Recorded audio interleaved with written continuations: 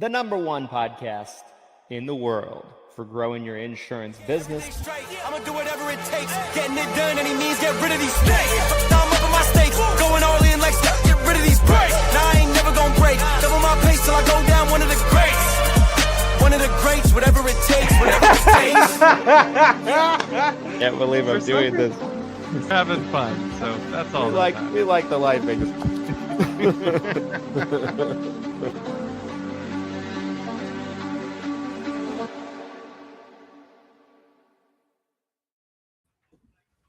All right, everybody, welcome back into another edition of the 7 Figures or Bust podcast. And I would like to give a round of applause to everybody who's been a part of this show or watching this show since the beginning. Even if you just started watching recently, thank you for your support. Thank you to all of our team who's worked on the show. Thank you, Glenn, for being such a wonderful co-host. Why, thank you, sir. We've talked about this before. I wanted to mention this at the start. The number of podcasts, you guys, that statistically make it to 200 or more is less than 3%. I believe it was around 2% is the true number. So we are really in wild a rarity of category purely for length alone. Obviously, the quality of the show, that's subjective, but it is objective how far we've gotten. You can't take that away from us. You can't take that. You might hate the show. We got to 200, guys, okay? So, kaboom. Kaboom. Kaboom. This is a special freebie Friday. I want to mention this up front as well, okay? Because I've gotten tons of messages, emails. How do I get my free leads? I want free turning 65 leads.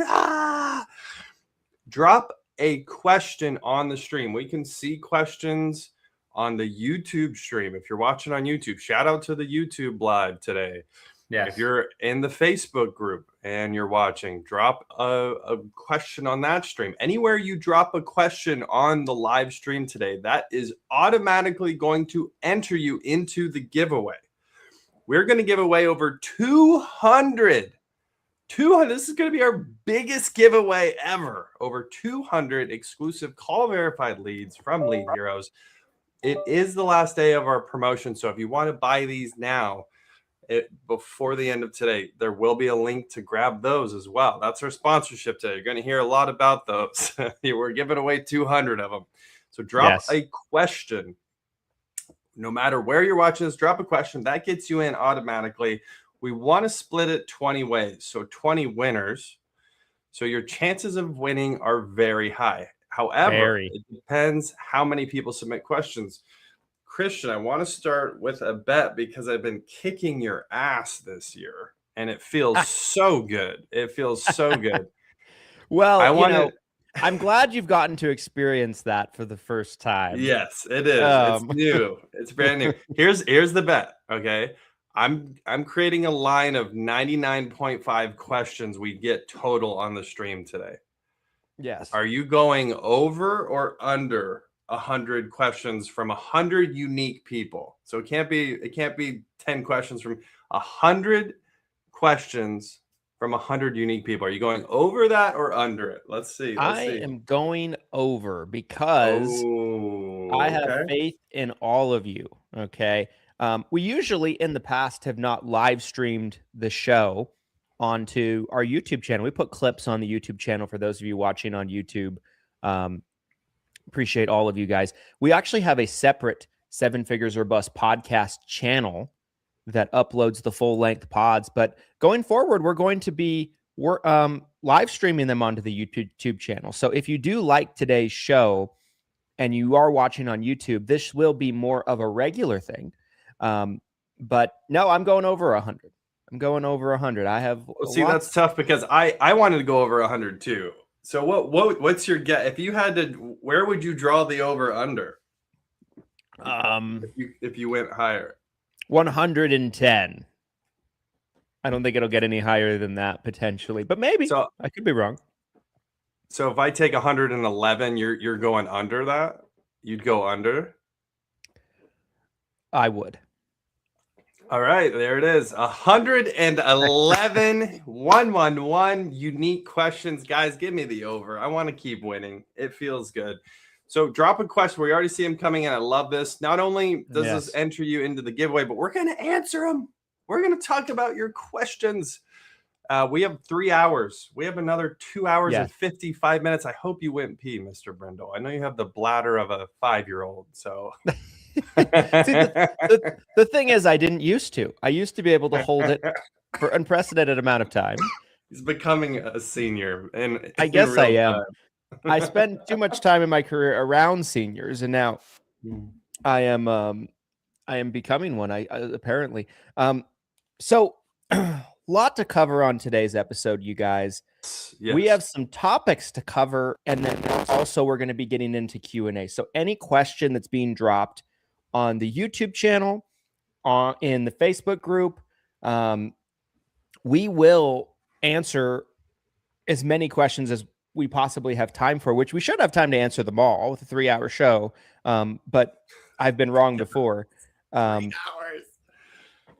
This is insanity. Also wanted to, sorry, really fast. I also wanted to ask Randy and Lester live on the stream. We talked about this yesterday. We want to create a spreadsheet of all these questions so we can keep track of them. So just a quick reminder to you guys as those start rolling in, if we could just make sure we're tracking that up front for the giveaway, and so we know who asked what question, we can actually answer those questions later. Okay. Yes. I think we've set the table, Mr. Brindle.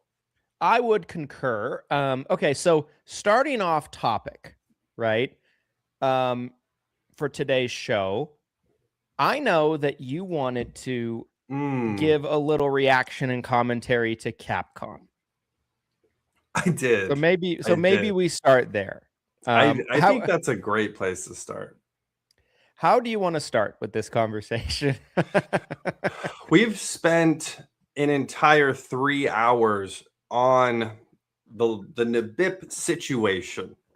If you're completely, in a cave on this and you're not sure what we're talking about, we have 3 previous episodes of the podcast, 197, and then we did an emergency podcast on it, and then we did 198. So there's a trilogy.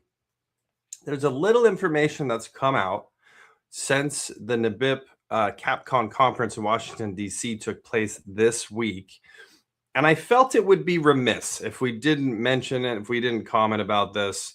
I thought about trying to show some comments, doing a screen share, but I think we can just talk about it because I've heard it mentioned several times now. So, we're going to share information that we've been told, and then we're going to kind of react to it right here on the show as it's new information to us. And we're not going to spend too much time on it because we have so much going on today. But again, wanted to mention this. So there was a town hall style event that happened at Capcom that I'm hearing about, where all the NBIP members were, sounds like they were kind of sitting in a forum style event. And then the NBIP leadership was up on stage taking questions. It sounded like there was a microphone in the audience. They're taking questions. And obviously the leadership change that recently happened on that, we discussed previously, the leadership CEO Jessica Brooks Woods being let go, some questionable embezzlement that may have happened, the board members resigning left and right. That was being discussed at the town hall style event. And obviously one of the main things I think a lot of people have been wondering, and I think Christian and I too, kind of from day one, is what did Jessica do that made it valid for her to be let go?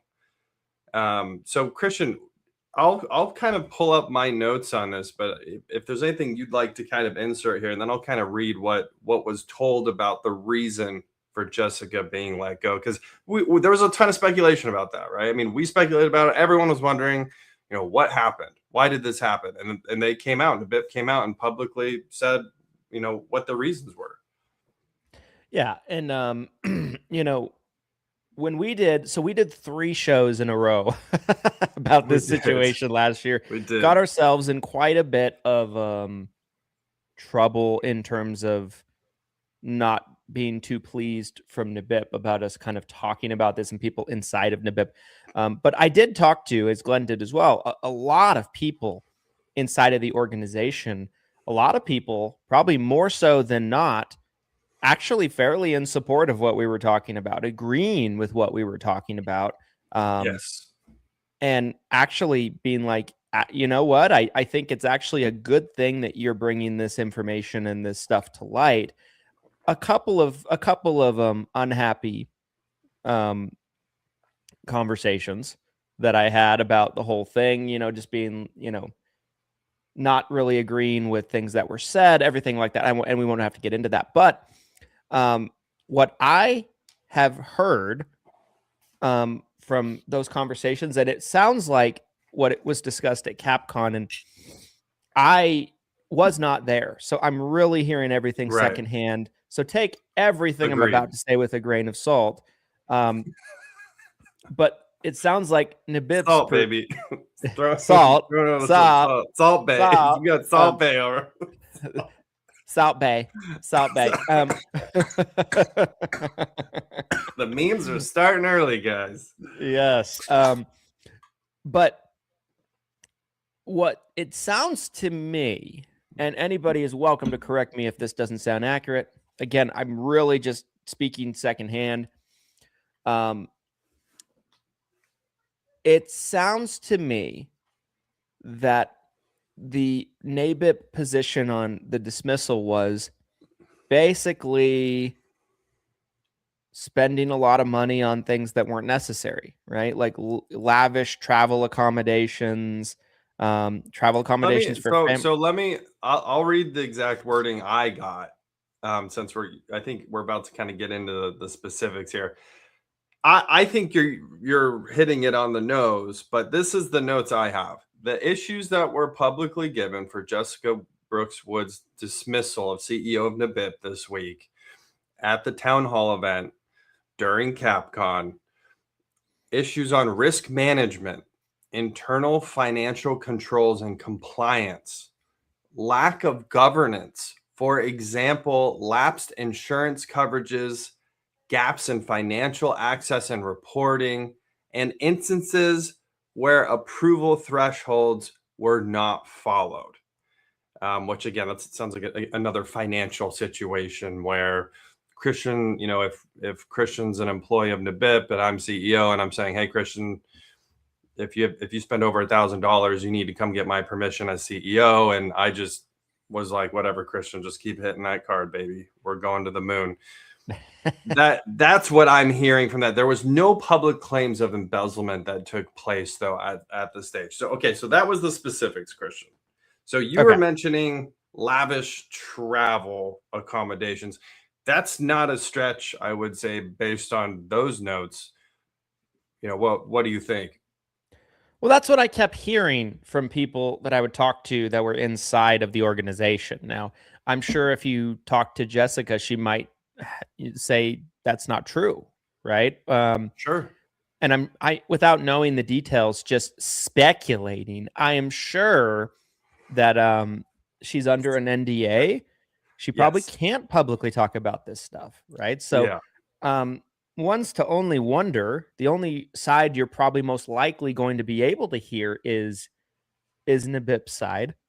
And so it's kind of interesting, but like that's the position that it sounds like they are continuously putting front and center, that this happened and change of direction was needed, et cetera, et cetera.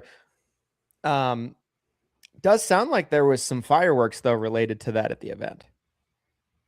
Yes. Yeah. I mean, we were hearing a lot of, I guess you could call it an exodus of sorts that could be happening at NBIP right now, which obviously, I don't know who would be shocked to hear that there would be people leaving with the sort of chaos that's kind of been happening over the past few weeks, but it's been longer than that. And again, I really liked what we did in episode 198, the money trail, because I think it really paints the picture. This isn't like right now we're talking about recent events, but the past decade of leadership at NBIP objectively financially has been atrocious. That's public information. Christian and I really dotted our I's and crossed our T's on it. We went from 2014 to 2024. So I guess, like, in Jessica's defense, I am like, maybe this has been a long history of this type of activity where people were loose with the money. And now it's really being scrutinized. Again, that's my devil's advocate pitch for what happened to Jessica. Is this has been the norm for the past 10 years, but now we're going to pull the reins in because we're being publicly scrutinized. You know, I don't know. That's, again, kind of more speculation. Yeah. And if anybody is interested to kind of know the full story and everything like that, you can go back and watch those episodes. They're on anywhere the pod is available. YouTube, Facebook group, all audio only platforms, LinkedIn. I mean, those episodes are everywhere. So you can certainly go back and listen to them for yourselves. But yeah, we just wanted to kind of give a reaction to that just because we had so recently gone through the saga, if you will. But I certainly don't want to spend too much time on this. No, I think that was a good little recap. And we have a few other things we want to discuss before we get into the questions. The questions are already pouring in. Guys, if you are wanting a piece of the 200 Turning 65 leads we're giving away, you're just now tuning in, drop a question on the live stream. You could be watching this on X, LinkedIn, YouTube. You're in the Facebook group. Wherever you're watching this show right now, drop a question. Obviously, I did see an MBA question, which I appreciate, and we will answer that question. But that's the one question that jumps out. preferably insurance related questions for the folks at home who are watching. And there's already been some really, really, really good questions asked that I'm seeing. You guys are dropping some good ones. So yes, keep those coming. But we had another topic here we wanted to discuss as well. Yes. So shifting gears into another topic. At risk of moving into a political topic. Now, this isn't political from the standpoint of taking any kind of political positions, but I do feel like it's appropriate because one thing that we've been known to do on this show is to discuss things happening in the industry as they relate to politics, right? Like what is happening politically that's affecting our industry. Yes.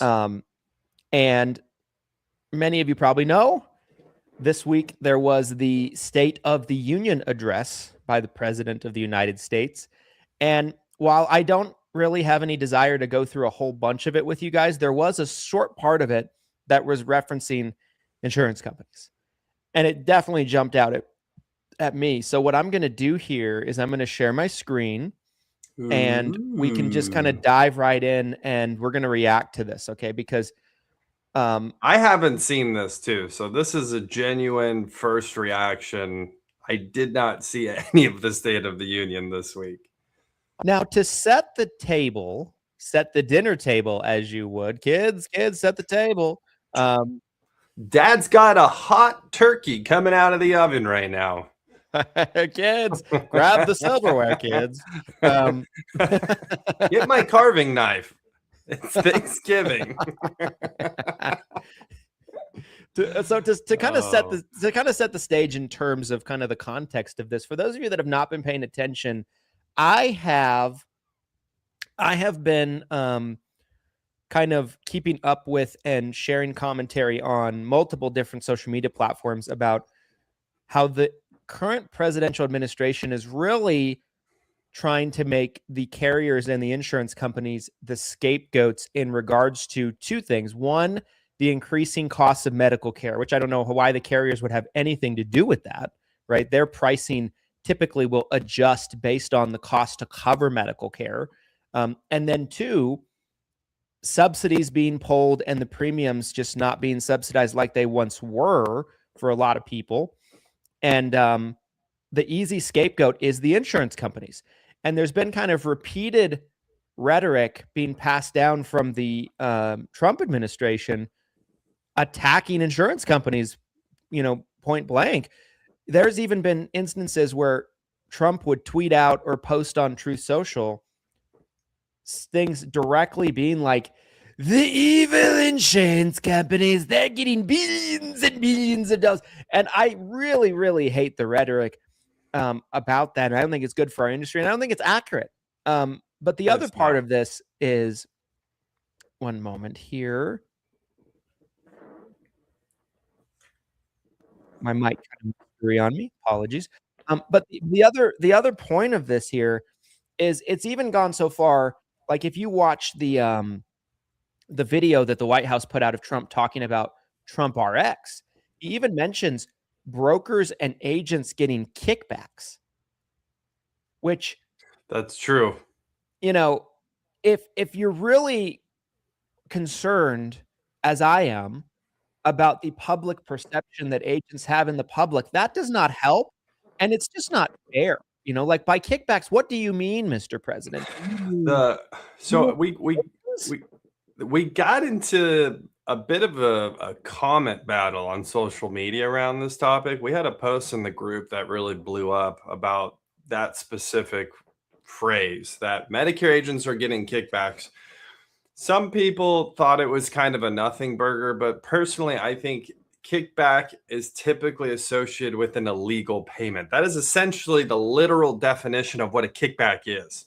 Yes. Is you are getting compensation that is not legally being supposed to be legally given to you. So that's like, it's one thing to try to paint the insurance companies as evil. Like that's one thing. I'm not a fan of that. But then I think to say that we as agents and brokers are getting illegal payments, to me, that is like a level 10 on like what the hell is going on. Like that is not what we should be saying. And in my personal opinion, right, regardless of political affiliation that you might have, I totally believe that it is political pandering to try to point blame in a different direction because they can't figure out this whole mess with ACA, right? ACA from the beginning is a program that cannot survive unless it gets massive amounts of government funding in order to prop it up, right? It's a broken program in that way. And so now that the government doesn't want to pay for it, but they can't come to terms on what another alternative solution is going to look like, nobody knows what to do. Everybody's got their hands in the air, and it's just easier to deflect blame in order to try to publicly sway perception and potentially not get killed in the midterms, right? That's what I feel like is going on. Well, yeah, I mean, think about it though. Like if you focus grouped two strategies, one was trying to pitch a fix to the ACA, and the other was I'm just going to shit on insurance companies and say they're evil and agents are evil. What do you think the focus groups are going to probably have oh yeah, I agree with that. Like I'm sure that's probably where a lot of this came from. It's a political pandering. They're trying to get reelected as midterms as a whole, not just Trump. Obviously he's not up for election in the midterms. So anyways, yeah, let's get to the clip. I think this is great. Okay. Last thing I want to mention on here, right? So he doesn't mention anything about agents in this clip, but he does go after directly insurance companies. Huge amount of people watching. Anyway, we'll kind of break it down, but here we go. Tell me if you can hear it. Which was very high, is starting to come down significantly. Just hold on a little while. We're getting it down. And soon you will see numbers that few people would think were possible to achieve just a short time ago. Nobody can believe when they see the kind of numbers, and especially energy, when they see energy going down to numbers like that, they cannot believe it. It's like another big tax cut. I'm also confronting one of the biggest ripoffs of our times, the crushing cost of healthcare caused by you. Since the passage of the Unaffordable Care Act, sometimes referred to as Obamacare, big insurance companies have gotten rich. It was meant for the insurance companies, not for the people. With our government giving them hundreds and hundreds of billions of dollars a year as their stock prices soared 1,000, 1,200, 1,400, and even 1,700%. That's true, Donald. That's true. Like nothing else. That's why I introduced the great healthcare plan I want to stop all payments to big insurance companies and instead give that money directly to the people so they can buy their own health care, which will be better health care at a much lower cost. Oh boy. Okay, so I will say it's like it's very disheartening to see a standing ovation. Not just on applause, one but a side of the standing room, ovation. Yeah, but the fact that and I get it, like this has ultimately become like a political identity game. Like they're supporting their guy, they're supporting their team. That's ultimately what that was. But the specifics of what he just said, the actual specifics, there's no situation where that actually helps. the other thing too, if anybody that did watch it, that was the entire night, right? Like it's basically split down the middle. Right. One side of the room is flying out of their seats every 30 seconds. Yeah! Whoa! You know, then the other side of the room, statues, you know, and that was all night, every single point made, for the most part. And, you know, so I think that's all that is, right? Like, I think he could have said anything and the Republicans would shoot up in support. And I think the Democrats would have had scowls on their faces, right? I think, again, to your point, it's the tribalism of it all. It's the political, yes, you know, pandering to your side, you know.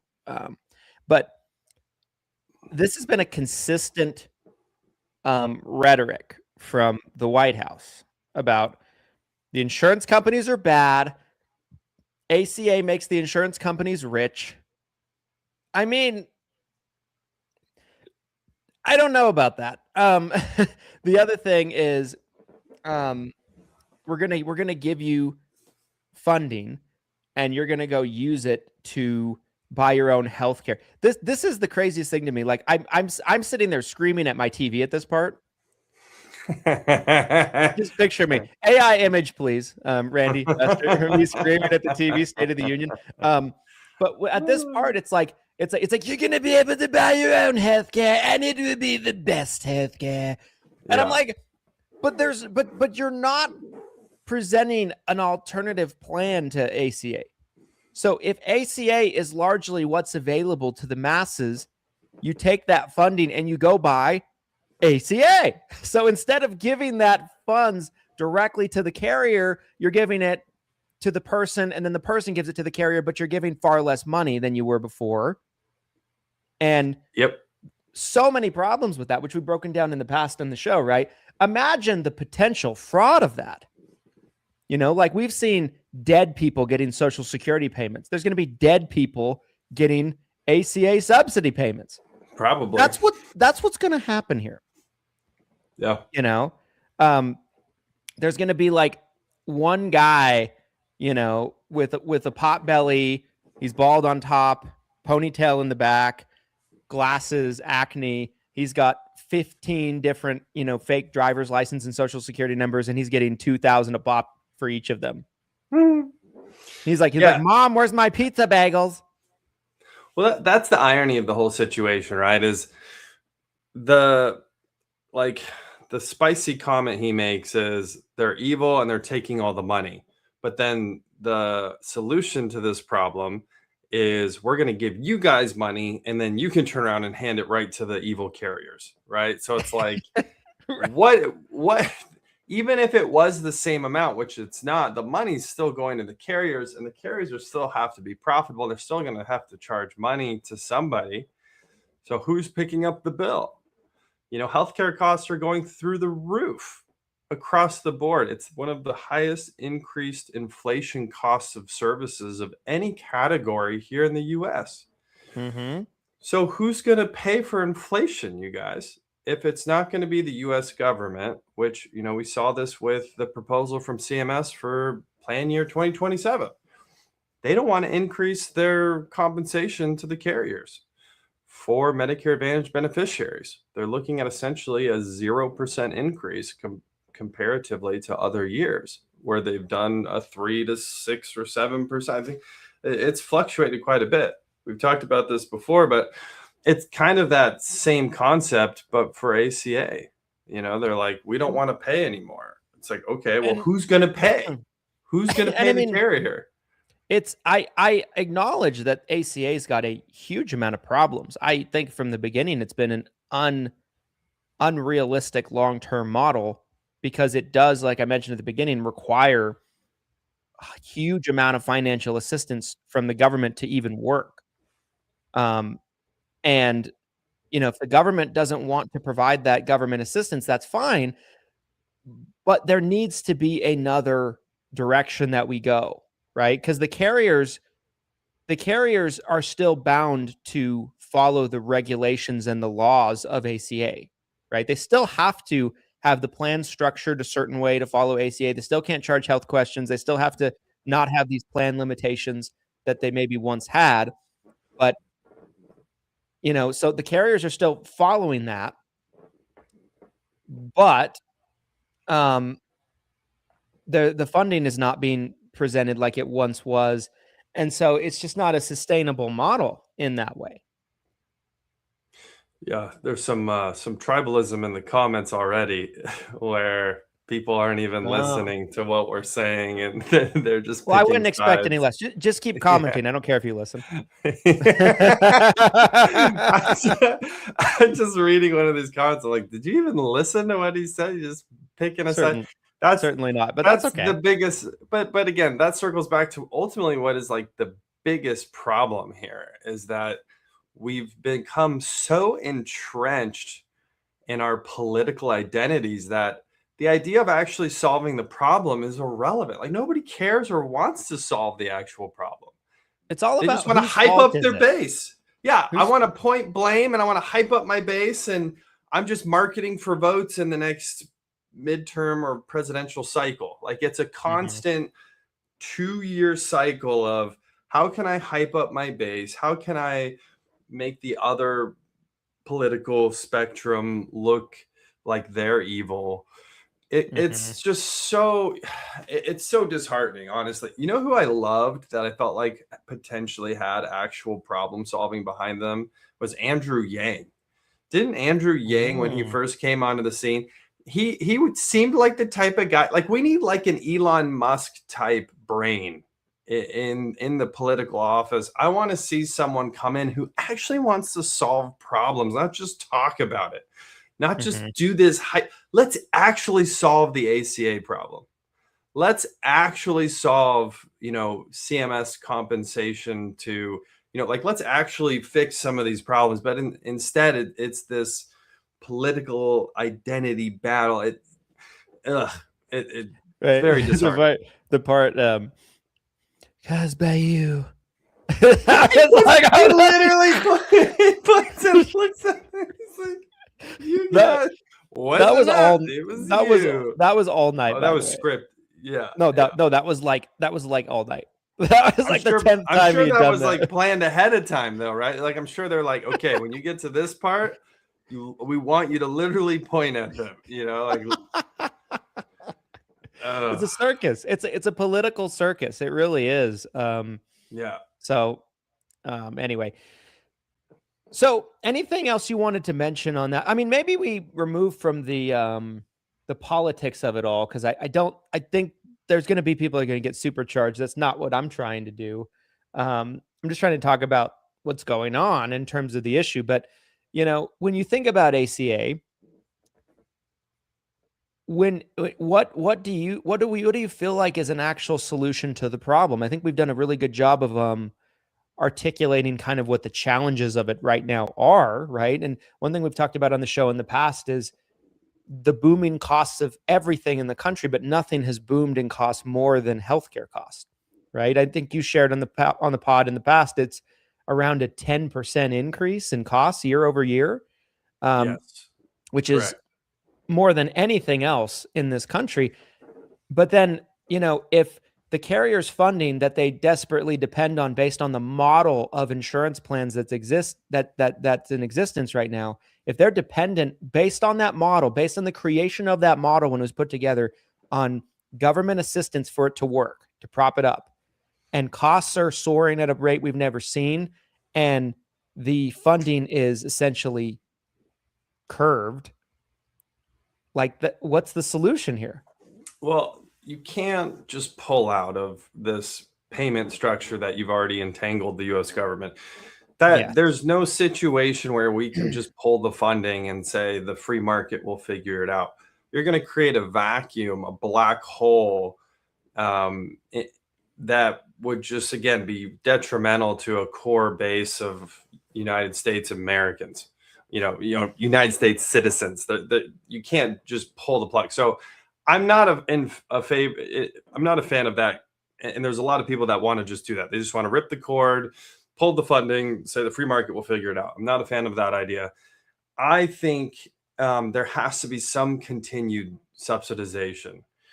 What that looks like, I think, is going to be very debatable, and what the amount is. But I think trying to keep up with inflation, understanding that there's a certain amount of money that has to be subsidized, and put together a strategy where we can try to get around some of the fraud. I mean, our last episode, you guys, 199, was all about the fraud going on in ACA and how someone managed to get hundreds of millions of dollars in compensation paid out to them through the ACA system. So we need subsidization. Yep. We also need a situation where people can't commit fraud to the level that they are. There also needs to be a reasonable amount of subsidization. Why we would match COVID emergency subsidies now, that doesn't make sense, right? Like, why? We're not in a state of an emergency now. Certainly, yeah.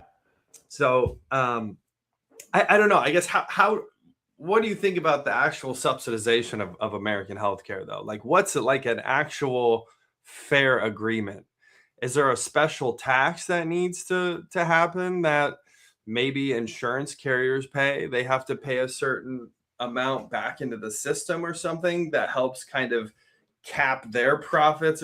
What is a situation where we can subsidize healthcare and it's fair and reasonable to everybody? This is what I would like to see. And we kind of have options like Brindle? this already. President Well, Brindle? certainly not. There we go. 2028. I wouldn't get paid enough to do the job. But I could be on Air Force One. Wouldn't mind There you that. go. And I could be like, the radical compliance officers. Just kidding. I love compliance officers. Because of you. Imagine this compliance. This compliance, it's all because of you. We will be slashing compliance rules, and the compliance Nazis will cry. Anyway, sorry, everyone. I thought that was funny. So what I would like to see, and we kind of have options like this now, but I think it could be embraced in a bigger way, where maybe there is classic ACA like we have right now, but for the healthy, wealthy crowd, there are essentially like ACA plans that come off of the exchange. And we have like short-term care plans. We have Manhattan Life Affordable Choice plans and things like that. That are in existence. So there's options available for folks. But imagine if there was like almost like a marketplace of plans that was a throwback to more of the structure that we had before ACA. It's almost like people could choose. And if you were willing to go through some health questions and some underwriting, maybe you would be able to get a lower premium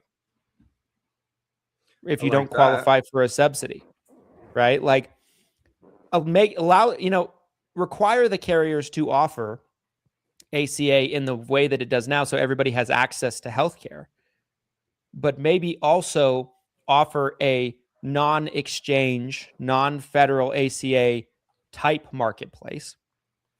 And can I ask you something that's kind of a tangent on this conversation? Certainly. so health wearables. What do you think about? So I'm actually wearing an Oura ring. I got this a few months ago. It's been interesting. It's been interesting to track my health data and kind of see, and I'm trying to remember. I feel like there was a plan in place where if you wore an Apple Watch, you got like a discount on your premium. Like, what is there a future here where you're sharing your health data in real time with an insurance carrier and they're underwriting? I mean, look at what we're doing with automobile insurance, right? Wouldn't it make sense that we see this same thing potentially take place? Right now, you guys, I could go to Progressive and say, hey, send me a tracking device. I'm going to let you track me driving because I'm so confident I'm a good driver. And then you're going to give me a discount on my insurance. Are we going to see a future where wearable health information gets submitted in real time to your carrier? They will underwrite you in real time and potentially you'll have a premium amount that reflects their risk? Could be. I think if the carriers are allowed to offer options that incentivize health, I think that would create more options. It might not solve the entire problem, but I think that it would provide other options, right? Like you have almost like two marketplaces of plans. You have the ACA that's structured relatively close to what it is right now. And then you have non-exchange, health questions, underwriting, potentially a health tracking device. Like Glenn suggests, like anything like that they would use to really filter out your health and determine it from there. And for the people that don't qualify for subsidies, if they feel confident enough about their health that they want to try their luck on that side of things, that could be a really, really positive model there. I mean, that's something that I don't think we've really seen happen. Like I haven't seen the incentivization for health in the health insurance system. And so I think that could be a really happy medium here where like Americans are upholding their side of it. And you know, Joe Rogan talks about this all the time. Like, why isn't the basics of, you know, diet and working out and staying healthy and staying active, those things are never discussed. Mm-hmm. It's so rare in a medical setting for someone to be like, okay, well, let's go over your diet. Let's go over, you know, how active you are. Maybe we could marry this together where Americans are actually getting healthier, plus they're saving money when they are healthier. And that also in turn lowers the government subsidization into the American healthcare system because overall the health of the population goes up. I love that. I think that's a real solution that, you know, with RFK coming in, I kind of was hoping that he would bring some of that to the table. He kind of ran on that in a lot of ways. You know, the Make America Healthy Again, is the ha-ha, what is it called? What's the ha-ha? What is the make the maha, right? Maha. That's his maha. Yeah. Make America Healthy Again was his catchphrase. Yeah. And I think, you know, I like that semblance of a plan way more than here's $2,000 a year. Go use it to buy ACA. It's not even a plan, you guys. It's not even a full thought. It's I don't know. I don't even know what you call that. And to see people applauding is so crazy.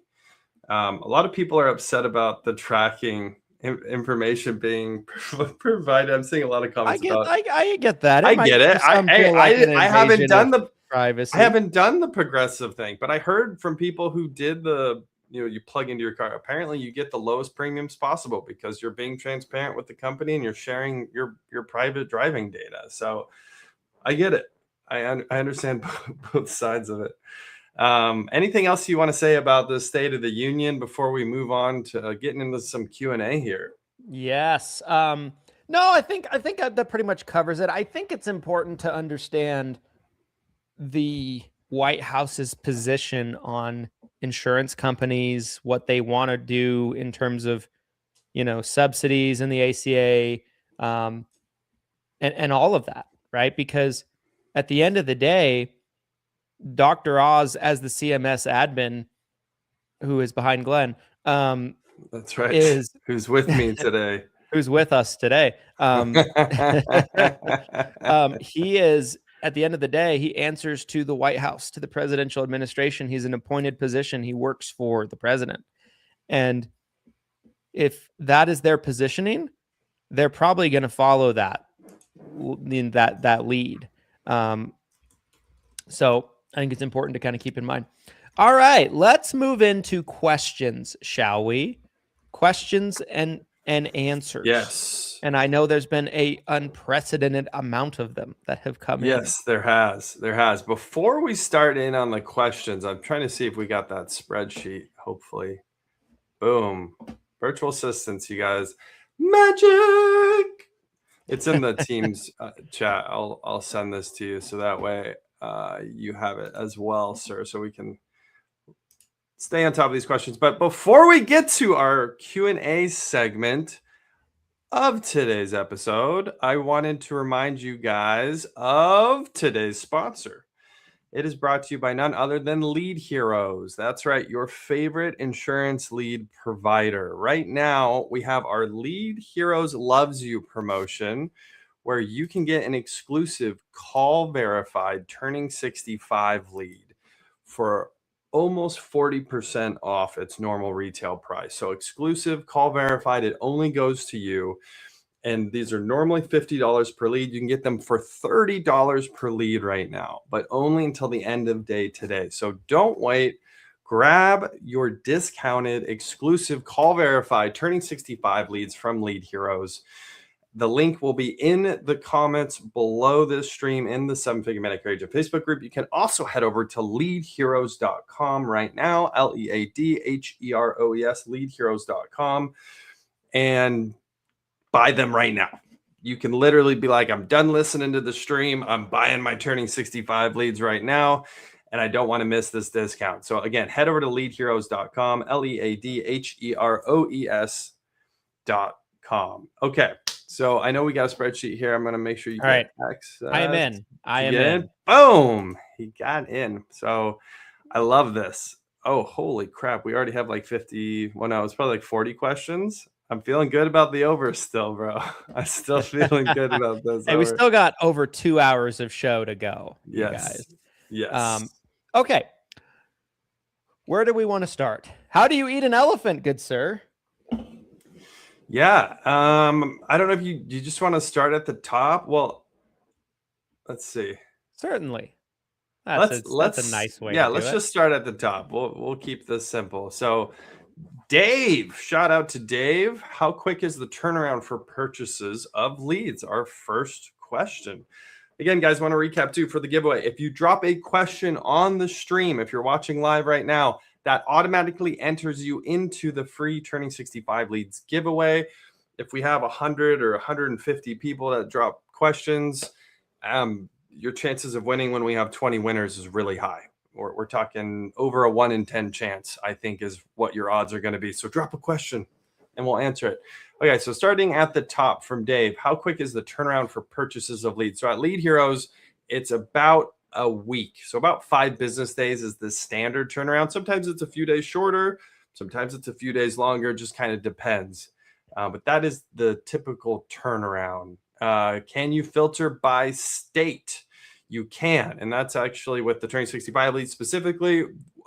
We typically recommend picking by state. This is actually a separate person who asked that question. Everence, thank you for listening. And again, if you go to leadheroes.com, you can actually see there's a category where you can just list the area, including just the state. With Turning 65 Leads, guys, there's obviously a limited population demographic in your local area. So if you're like, hey, I just want in these 5 zip codes, I just want Turning 65 leads, it might be difficult to generate any type of volume depending on where you live. So we typically recommend to filter by state, and you can pick anywhere in the United States. And feel free to cut me off, Christian, at any point if you just want to jump in here. It looks like the first few are all about, the first few questions I'm saying here are all about the Lead Heroes Turning 65 leads. So I'll just kind of blitz these. Mandy, can they be localized to one state? Yes, just like we talked about with the filtering. You can just pick one state. That's no problem at all. Ryan, can I get some leads? Yes, you certainly can. You can. Doesn't guarantee that you're going to get leads from this giveaway, but if you go to leadheroes.com, you can get some right now. That is a guarantee. That is a guarantee. You can buy leads right now at leadheroes.com. Daniel, can I still buy Lead Heroes leads? Yes, Daniel, you absolutely can. Head over to leadheroes.com. Can we select by zip codes or for our leads? Charlene, yes. So again, kind of talked about that. If there's enough population in those zip codes, you can pick by zip codes, but it does need to be a fair amount of an area. If you want to just shoot an email over to the team, leads, L-E-A-D-S, leads at leadheroes.com, they can kind of go through the area with you. Yes. Thank you, Charlene, for asking a question. Ronnie, what is the ROI on those leads? So typically, if you are selling these, even if you're selling over the phone, I mean, the sort of feedback that we're getting with the Turning 65 leads is at a bare minimum, you should be closing 10 to 15%. If not more. Obviously, if you're in an area where you're established, you really know what you're doing, you've been selling for several years, it's not uncommon for agents to be selling 1 out of 4 or 1 out of 3 of the Turning 65 leads that they get. Not saying that that's going to be your experience for everyone, but on a $900 order of 30 Turning 65 leads at Lead Heroes right now, if you close even just 10%, if you just wrote 3 applications, your cost per application is around $300, right? So your cost per acquisition, $300. And if you were to have a lifetime client value of over $1,000 per client, you're definitely going to be seeing a big ROI. So, I mean, can I add something to that? So please do. Yeah. Even if you were to close 2 out of 30, and let's say they're both true ups, you're in the green, right? So like, bingo. You know, there's no reason why you should not be converting at least 2 out of 30 on these leads if you're working them and you're putting in the effort and you're trying, right? Like, you know, I feel like I could toilet paper all these houses and I'd still have a better chance of closing 2 out of 30 than 0. You know, like that's hilarious. They'd be like, "Who are you?" I'd be like, "Oh," or have like a ski mask on. I'm like, "Oh, don't mind me. I'm just TPing your house." But you filled out a request. You spoke with one of my associates the other day.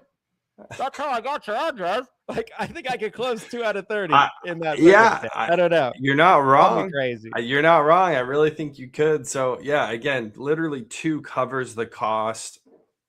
I think you'd have to really just not work the leads at all to close less than 2. That's really the situation that we're in.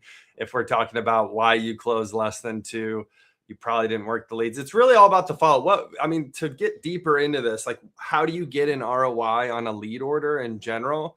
Is it not just all about the follow-up and being able to speak with as many of the leads as possible? Is that not kind of the whole game?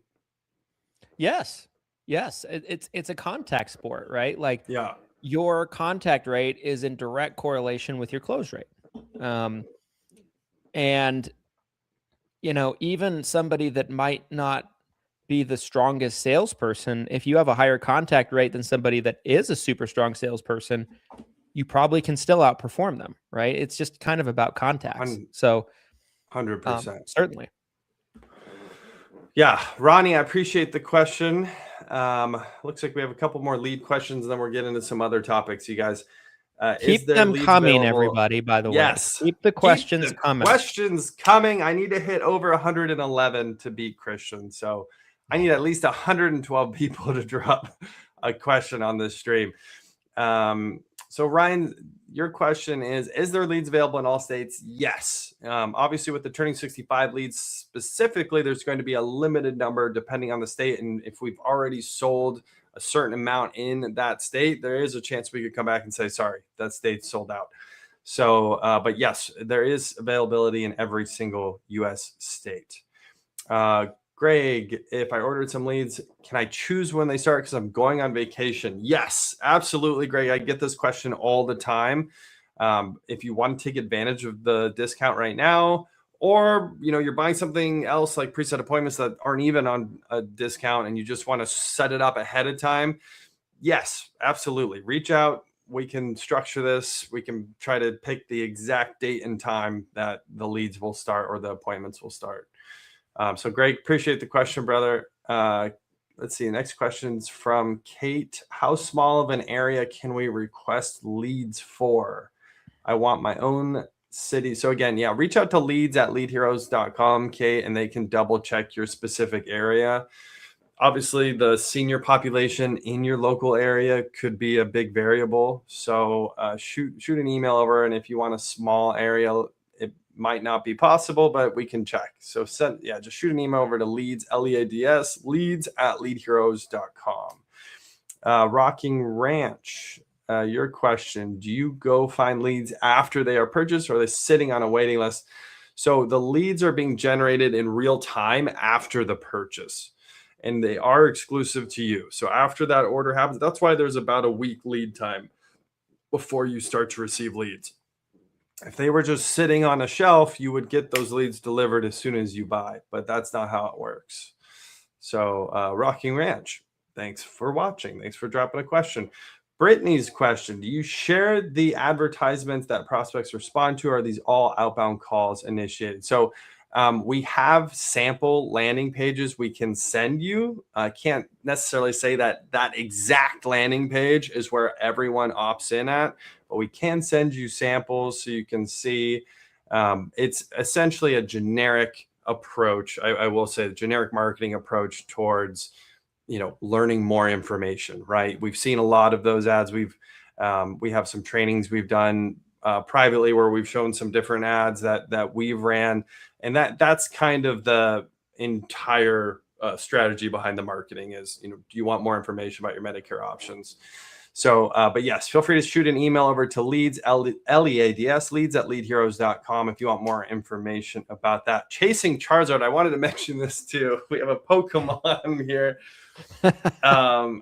Today is the 30th anniversary since 30-year anniversary since Pokemon debuted. Happens to be today. Any what?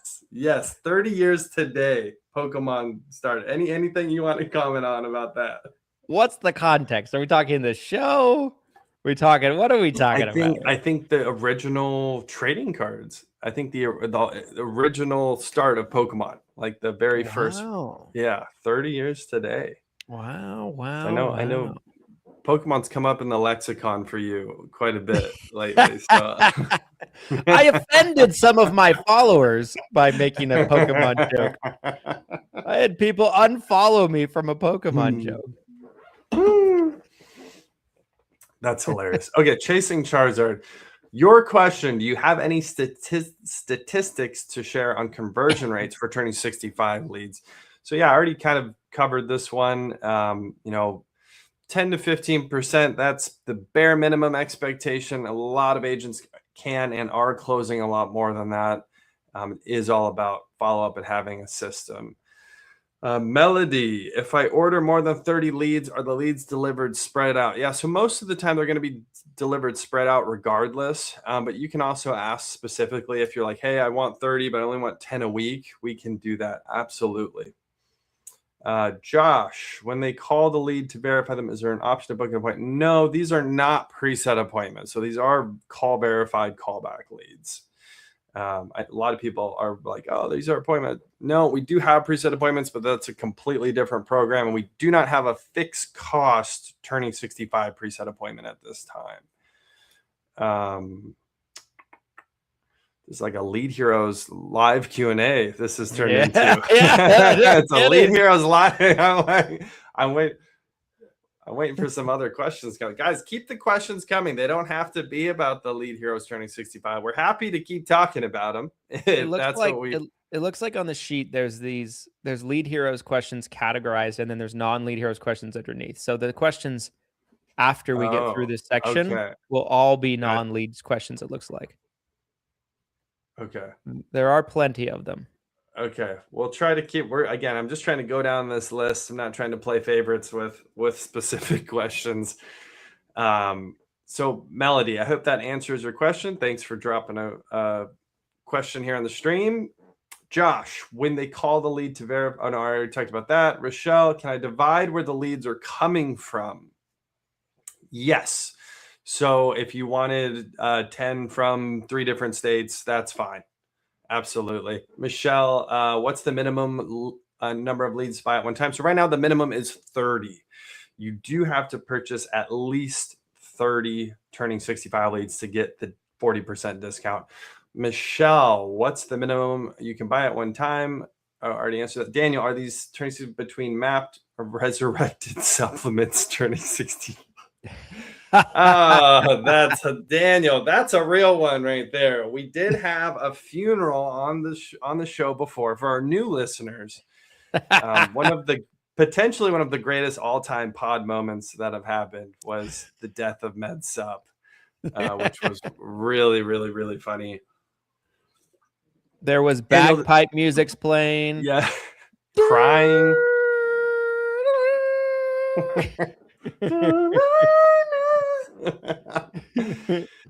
But yeah, Daniel, to answer your question, it could be a med sub, it could be MAPD. It's not a specific one. Again, kind of a general information about understanding Medicare is what they're opting in for. Ultimately, it's going to be predetermined, I think, more by income and area. If they're in an area where there's not a lot of Medicare Advantage and they have income, probably going to end up being med sub. But hopefully that answers your question, good sir. Gulf South Financial, what is your opinion about the rest of... Okay, here we go. Here's a new one. We're out of the Lead Heroes woods, you guys. Thanks for staying with us. All right. What is your opinion about the rest of 2026 Medicare climate? Here we go. Stronger med sup. I'm missing the rest of the question here. Hang on. Stronger med sup, more shopping med subs. There you go. Okay, Mr. Brindle. Fire away, good sir. All right. So the future climate of the Medicare market. So, the last couple of years, and I'm going to go into the weeds on some of these answers because we have 2 more hours to fill, you guys. So I'm going to give you in-depth answers on some of these questions. But, the last, I would say 3 to 5 years, and kind of where that joke originally came from that Glenn was referencing in terms of the death of Med Sup was if you looked at kind of what was happening trend-wise, Advantage plans were moving up, funding was remaining strong. This was Inflation Reduction Act. But even with the Inflation Reduction Act, the market was going to stabilize, if funding remained relatively consistent to what we would expect. On a down year, 2 to 3% increase of funding, a good year, 5 to 8% increase of funding. That bodes well for Medicare Advantage long term. CMS has just came out with this 0.09% increase in funding, which is just so unbelievable. We'll see what the actual number ends up being. But prior to that, I had been saying, based on trends, right, that PDPs were becoming unsustainable for carriers. We've seen pretty much the vast majority of companies stop paying commissions on PDP altogether. We're seeing more and more premium spikes on a lot of PDP plans. Like in my market, for example, almost a third, actually, I think it is about a third of all PDPs are over $100 a month. So my argument was 2 when it came to Med Sup. Number one, the PDP was going to be so much more of a detriment, right? Like you'd have, in some cases, an $80 to $100. Sorry. You'd have, in some cases, almost an $80 to $100 a month PDP that would provide you the same coverage as a $0 Medicare Advantage plan, right? It was ludicrous in terms of the logistics of it all. On top of that, Med Sup rates have been spiking a lot the last couple of years. What used to be on some carriers 5%, 6, 7, 8%. Now you're seeing a lot of 15% rate increases, 20% rate increases, 25% rate increases. So that was my 2 arguments. Now, that being said, while Med Sup was being hammered, I strongly believe that Medicare Advantage is being hammered as well. And it might end up ultimately balancing the market out to where it's more of a med sup still is attractive to folks type of thing. I think it remains to be seen, but I do think there's a very real possibility. Not that you have stronger med subs. The med subs aren't going to get cheaper. The benefits aren't going to change. They're going to be what they are. They're just going to be more expensive. But if the Medicare Advantage plans have higher MOOPs and the Medicare Advantage plans have less ancillary benefits, the med sup still looks a little fairly attractive, right? So I don't know. I could see med sup making a comeback, not necessarily because it's better, because the MAs might potentially be worse. I don't know how much more I really have to add. That was a really good answer. I think that it's probably slightly favored towards med sup now, but ultimately I think there's a lot of variables to that too. Like I mentioned before, Sure. I think your area is a big part of it, right? You might not have many MA options in your area, and so you want a med sup regardless. So it'll be interesting to see how it plays out for sure. Let's keep rocking here. Don, are the leads exclusive to the buyer? Is the buyer reimbursed for wrong or disconnected numbers? So yes, the turning 65 leads from Lead Heroes and all of our leads at Lead Heroes are 100% exclusive to the buyer. We do not share or resell our leads. And is the buyer reimbursed for a wrong or disconnected number? 100%. Yes. Just shoot a message to our team if that's the case. We'll check it. And either a lot of times it's just the number was either somehow transposed wrong or somehow the number we called wasn't the number that you were given. That's typically what happens. So a lot of times we just correct the number, update the number. But if it is a situation where it's a disconnected number, then yes, we would reimburse or replace that lead. They're all call verified. So again, we spoke to them. This isn't just a random internet lead like a lot of these other lead companies are giving you. That's why we don't have to worry too much about wrong or disconnected numbers. Don, thanks for listening. Thanks for dropping a question. All right, here we go. This is a great question. Before we move on, anybody that's tuning in new, be sure to drop a question. You'll be entered into the giveaway where you could potentially win free Lead Heroes Turning 65 leads. We are picking a huge amount of winners.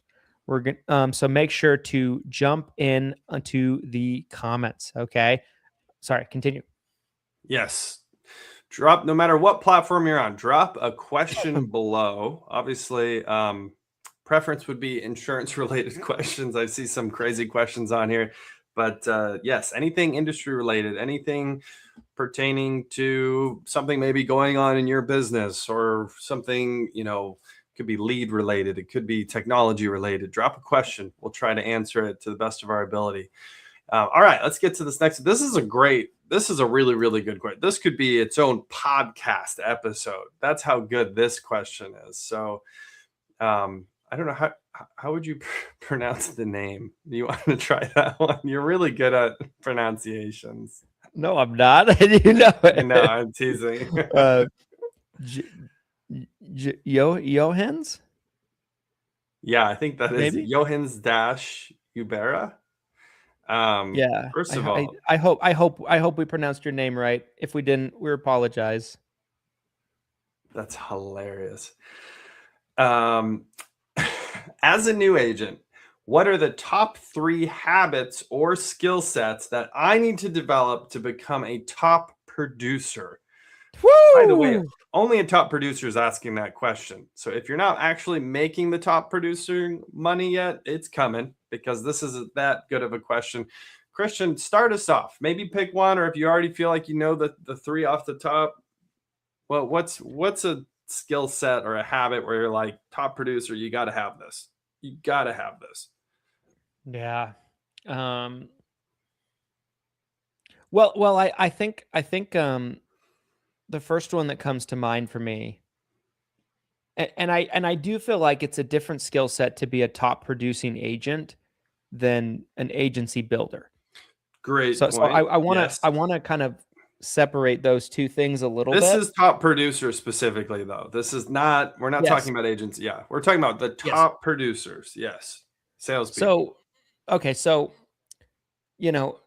as an individual agent in my day, I was probably in the top 1% of agents in the country as a producer. And I feel like when I reflect back on what helped me do that, I think the first one that comes to mind for me is consistency. Because I had, and it might sound rudimentary, but let me kind of explain a little bit. Let me go down a journey with you on that.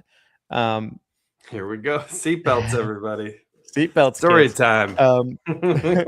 Gather around the campfire, kids. You can have another marshmallow. But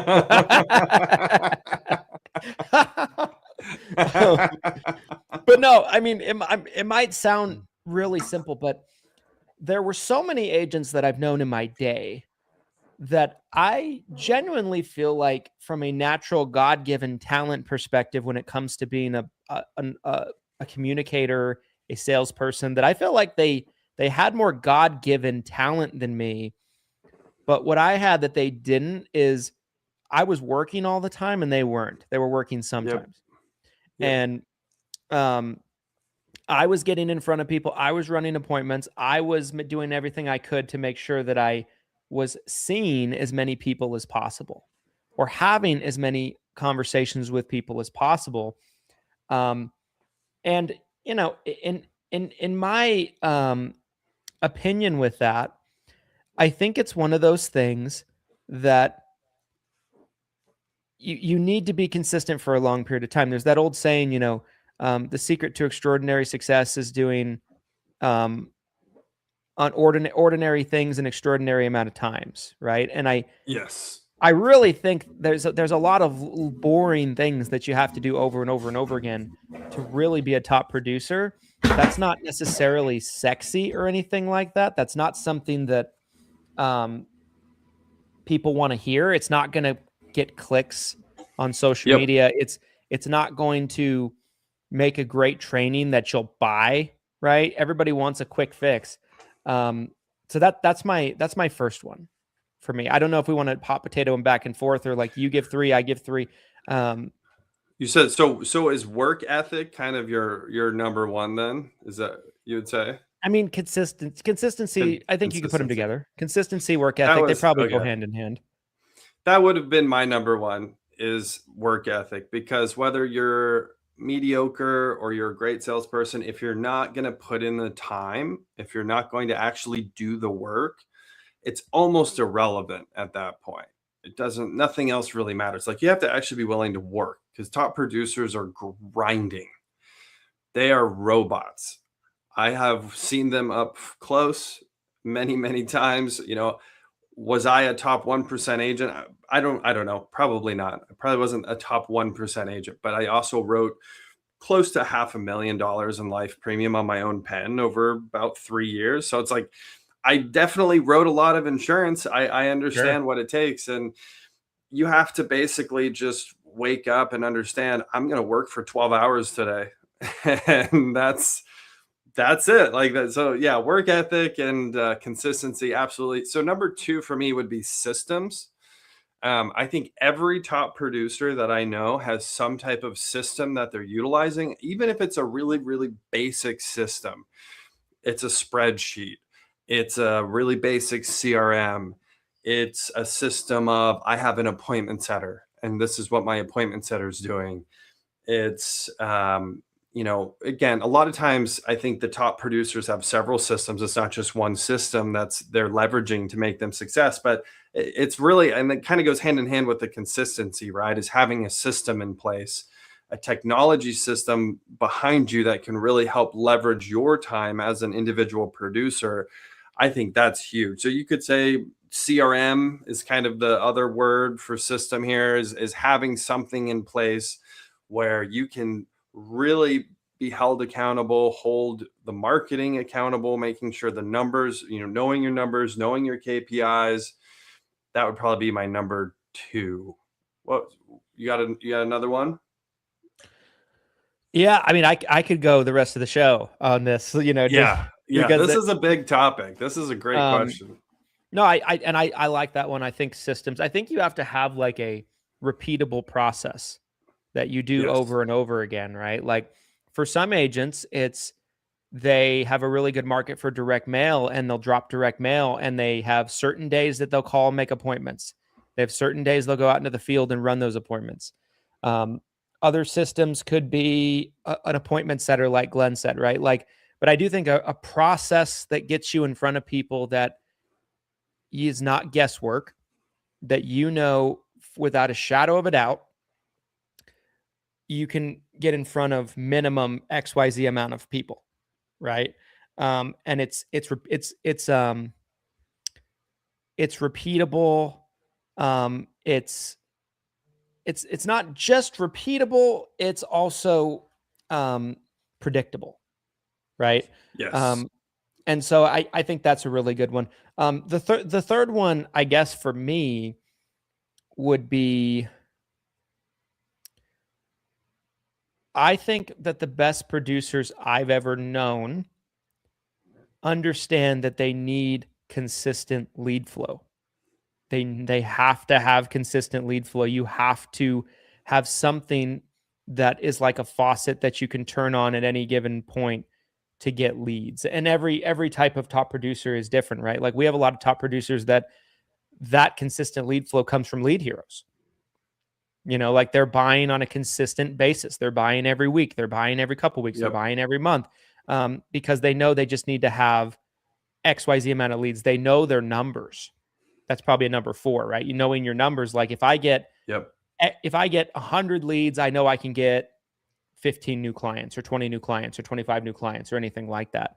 But maybe it's not necessarily buying leads. Maybe you're generating your own leads. Maybe you're running ads.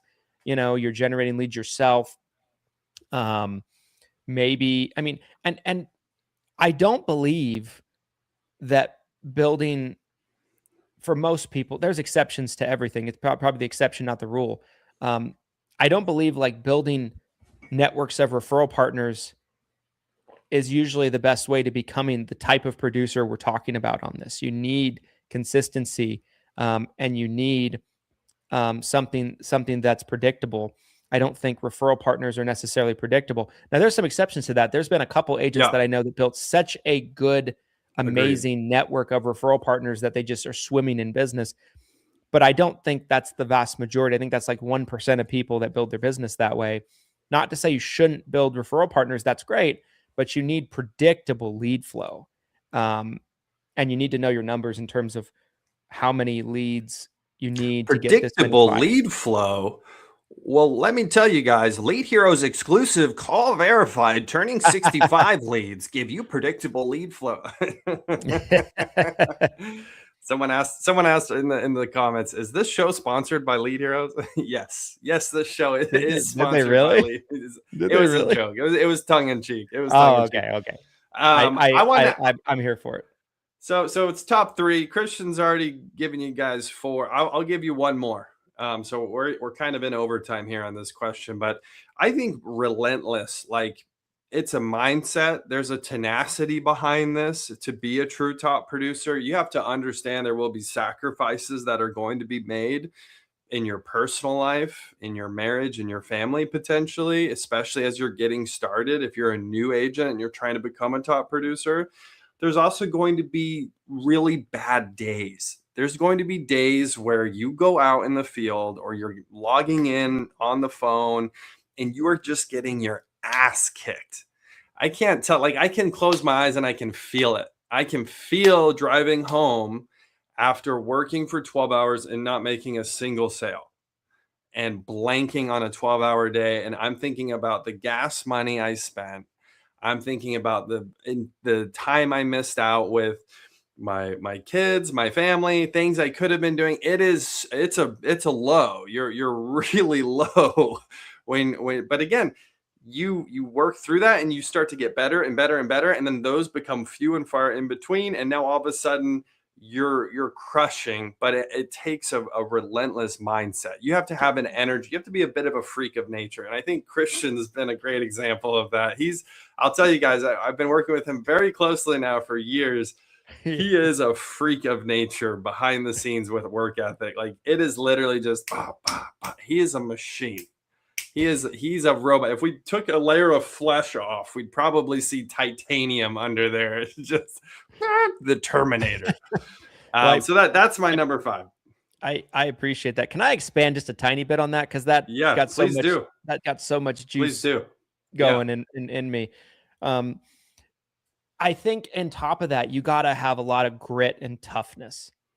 You have to be willing for people to waste your time. You have to be willing for people to tell you no a lot. You have to be willing, like, let's say you close 20% of a lead order. That's a great ROI. It's also a really good closing rate, right? Yes. That means you're getting told no or not having a conversation on 80% of your attempts. I love that point. I bring this up all the time. This is great. So, like, you got to be tough. How often do we see people order a batch of leads and they get 20, let's say, or let's say they get 30, like the minimum. They call 3, the 3 don't go well, and they're like, these are not so good. Yeah. I'm not going to make a sale. Why would I call anyone else? I've already called 3 people and only talked to 1 person. I don't want to call any more leads. 2/3 of my calls were voicemails. What do you have to say for yourself? You know, like we just had this happen. It's like you got to be a little tough. When I was starting, and one thing, Glenn, I would love it if you could convince my wife, use your powers of persuasion to do a video with me and talk about the early years of If you guys would like to see that, let me know. I'm trying to get her to do it. She doesn't want to do it. She doesn't want to do it. She doesn't want to be on camera. But I'm like, you've seen a lot. Anyway. But like, you've seen too much. I'll never forget. Right, like when I first started buying leads in the early days, I was buying shared leads with a company called NetQuote. They changed hands like a million times. The all web leads they became, but they were NetQuote at the time. And I could get a lead, I want to say, for like $8 or $9 a pop, but they were shared. They advertised them as sharing with 5 agents. They were really sharing them with like 100 agents. You know, I don't know how many. It was a huge amount. I called one of those leads 15 times before I sold it. Do you know the percentage of agents that are willing to call a lead 15 times? That's what I'm talking about when I say he's a freak of nature, you guys. The vast majority of agents that, like, if I could give you, and I know this from people smarter than me. This isn't like me telling you my own experience. This is what I've been told. I went to LeadsCon. This was spoken at from the stage. They did this huge study on leads. One of the big marketing companies, they said that when they looked at the numbers, 1/3 of the leads never got called, not once. 1/3 of the leads. They did a study. It was like 50,000 salespeople they followed. So 1 out of every 3 leads never gets called, not even one time. 0 contact attempts. Another 1/3 only get contacted once, one time. These are the stats we're talking. 2/3 are either not being contacted or they're only being contacted one time. And Christian called 15 times. So you tell me, where do you think percentage? And according to the client, I was the 20th agent to call because it was shared, right? Right. And I still sold it. You know what I mean? Like tenacious, relentless Dedication is the word. Relentless. We probably spent enough time on that question. We gave a lot of value there. Hope you guys. We just did a mini pod inside the pod right now. We're going layers deep. Yeah, that's a really great question, though. I love that. Guys, if you're just now tuning into the stream, we are answering questions on this 200th episode of the 7 Figures or Bust podcast. We're giving away 200 Turning 65 leads from Lead Heroes, 100% free. All you have to do is drop a question on the stream anywhere you're watching it. You could be on YouTube. You could be on LinkedIn right now, you guys. Shout out to all of our great LinkedIn followers. We appreciate Shout out to my LinkedIn. Shout out to my LinkedIn. Probably my favorite part of the podcast this year so far was this unhealthy obsession with LinkedIn that came out of nowhere. I love Christian's all just- of you on LinkedIn.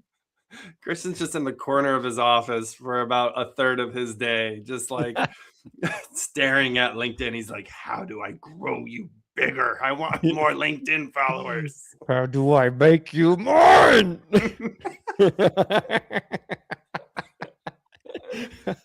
Lead Heroes loves you. So much. Okay, so drop a question. You'll be entered into the giveaway. We're giving away 200 turning 65 leads. Your chance of winning is crazy high. Probably going to be better than 10%. All right, so next question. We made it almost 90 minutes in without talking about the NBA. We do have an NBA question here. John, thank you, sir, for segueing us out of what our audience is here to listen to. John said, how are Luke and the Lakers feeling after the beatdown by the Suns backups last night? Shots fired on the pod. I had a long talk with Luca this morning, and he's feeling down. I mean, I imagine they're feeling bad. I would feel bad if I was Luca and I lost to a bunch of backups. That's never a great sign. Yeah. I don't know what it is about. Yeah. Go ahead.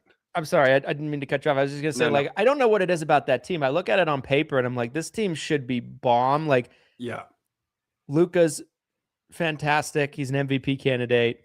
He's having a great year. The hype of skinny Luka was all over the place coming into this season. I was like, he's going to be awesome. I get it. But like, he's not going to play defense. Anyway.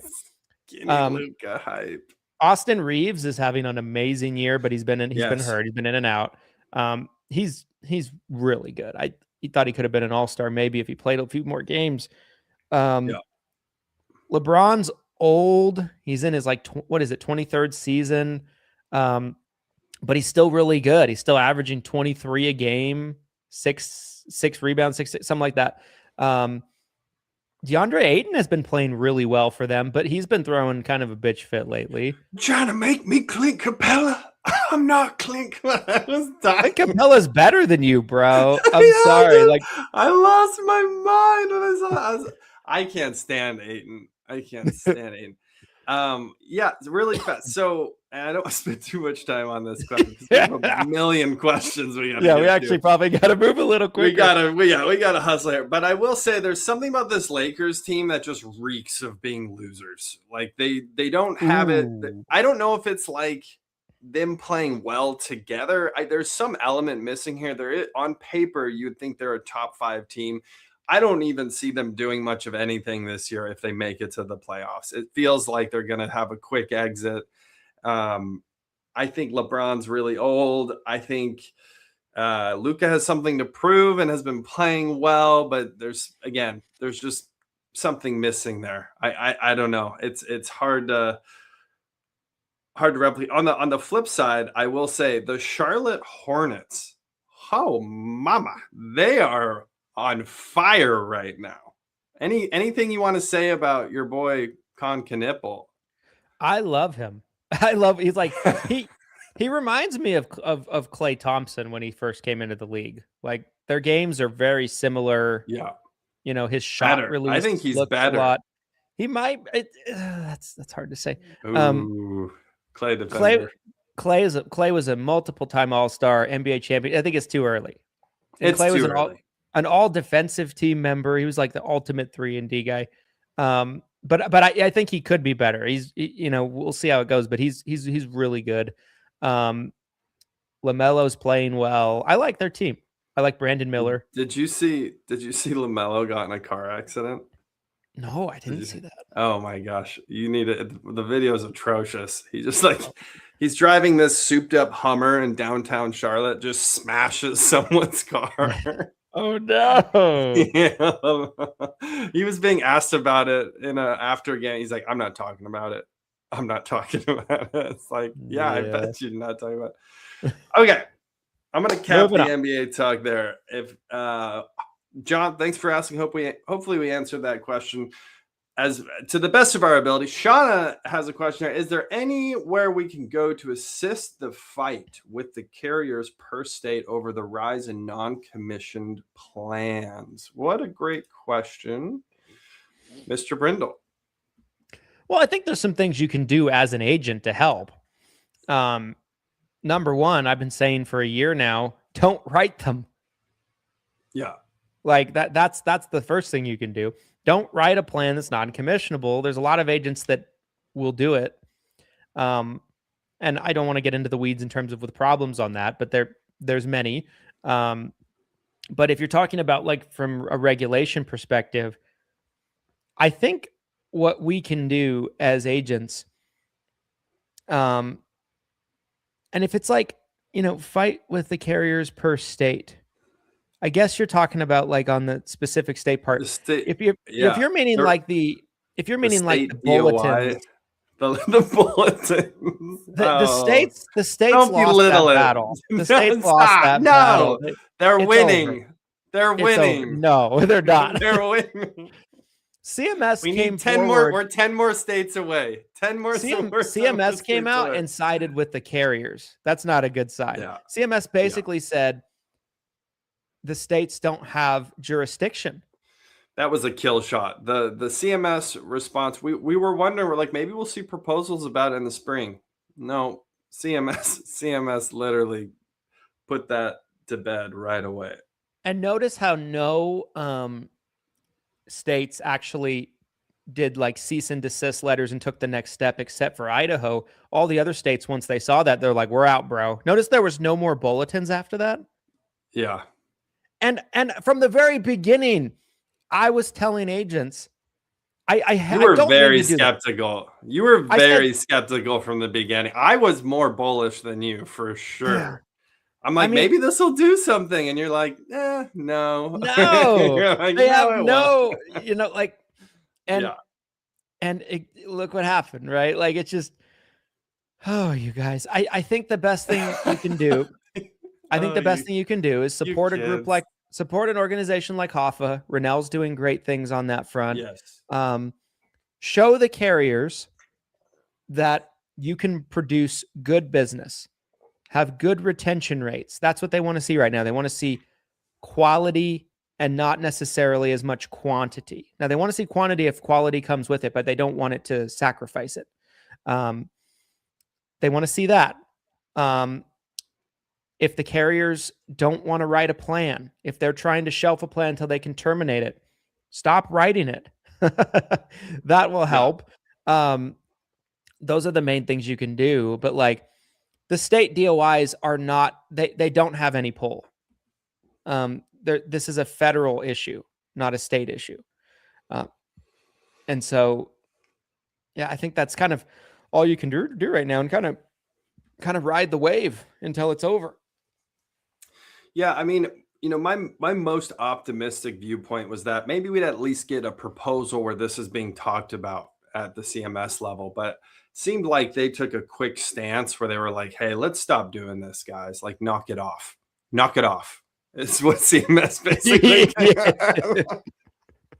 like a firm, just like, hey, knock it off. It was like 3 paragraphs. It was short.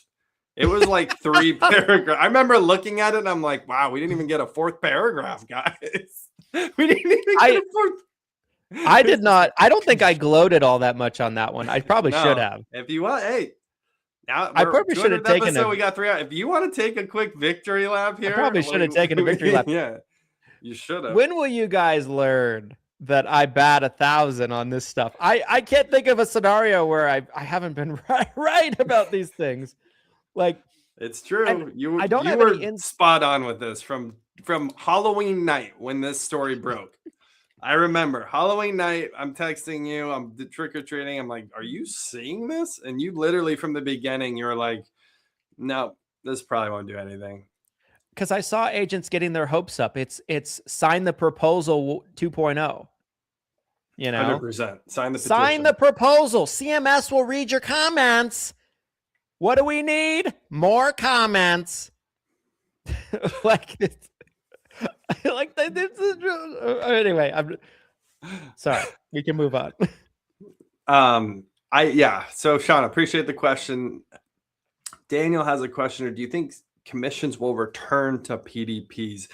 I'll tell you my quick thought on this. No, I don't think commission will come back to PDPs. I think it never really was a profit center, I think, for any carrier to really begin with. And then with, the recent CMS implemented the IRA, right? The Inflation Reduction Act basically nuked what was left. And so unless there was like a repeal to that, or that the IRA essentially goes away, I can't imagine a world where PDP commissions come back, but who knows? I would love to be wrong on that. Christian, the truth seer, the crystal ball in his back pocket. What's going to happen with commissions and PDPs? I totally agree with you. I don't think they're coming back anytime soon. I think there'd have to be a fundamental change in the structure of how PDP works and their funding. PDP plans get, last time I checked, in the ballpark of about $100 a month in funding, give or take, per member, whereas an MA plan might get $1,000 a month per member. MA plans segue from an actuarial perspective. I actually learned this in a carrier meeting recently, around $200 of that $1,000 towards prescription costs. And if the entire funding that the PDP is getting is $100, now they have premiums as well, but like it's just there's razor thin margins, and in most cases it's a money loser. There's no margin. So now if CMS turned around and like increased the funding exponentially, they restructured the program, then maybe it could be. That's a great point. Point. But I don't see that happening anytime soon. It's kind of been the redheaded stepchild for a very long time, for probably well over a decade. So I don't see it happening anytime soon. Yes, I totally agree with that. Guys, I do see some questions on the stream. Can you see my questions? Yes, we are seeing everybody's question, no matter where you are watching this live, no matter what platform. So keep the questions coming, and we're going to continue here. We're just now at the halfway mark. How are you feeling on the marathon so far, Mr. Brindle? I'm feeling great. I'm plenty of gas in the tank left. Lots to keep of going. Gas. Yeah, haven't even broken a sweat yet. Okay. Since supplements have been resurrected, this is Daniel part 2, and raised from the grave, do all pay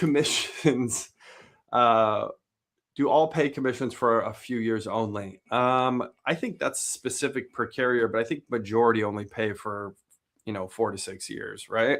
It depends on the state for sure. Like some states, it'll be less years. Some states, it'll be 6. Most will pay for 4 years, 6 years. Then the commission goes down a lot of times by half.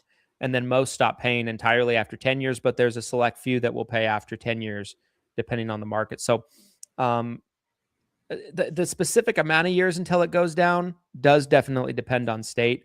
I think it has more to do state than carrier, but there are some carriers that are unicorns that are a little different.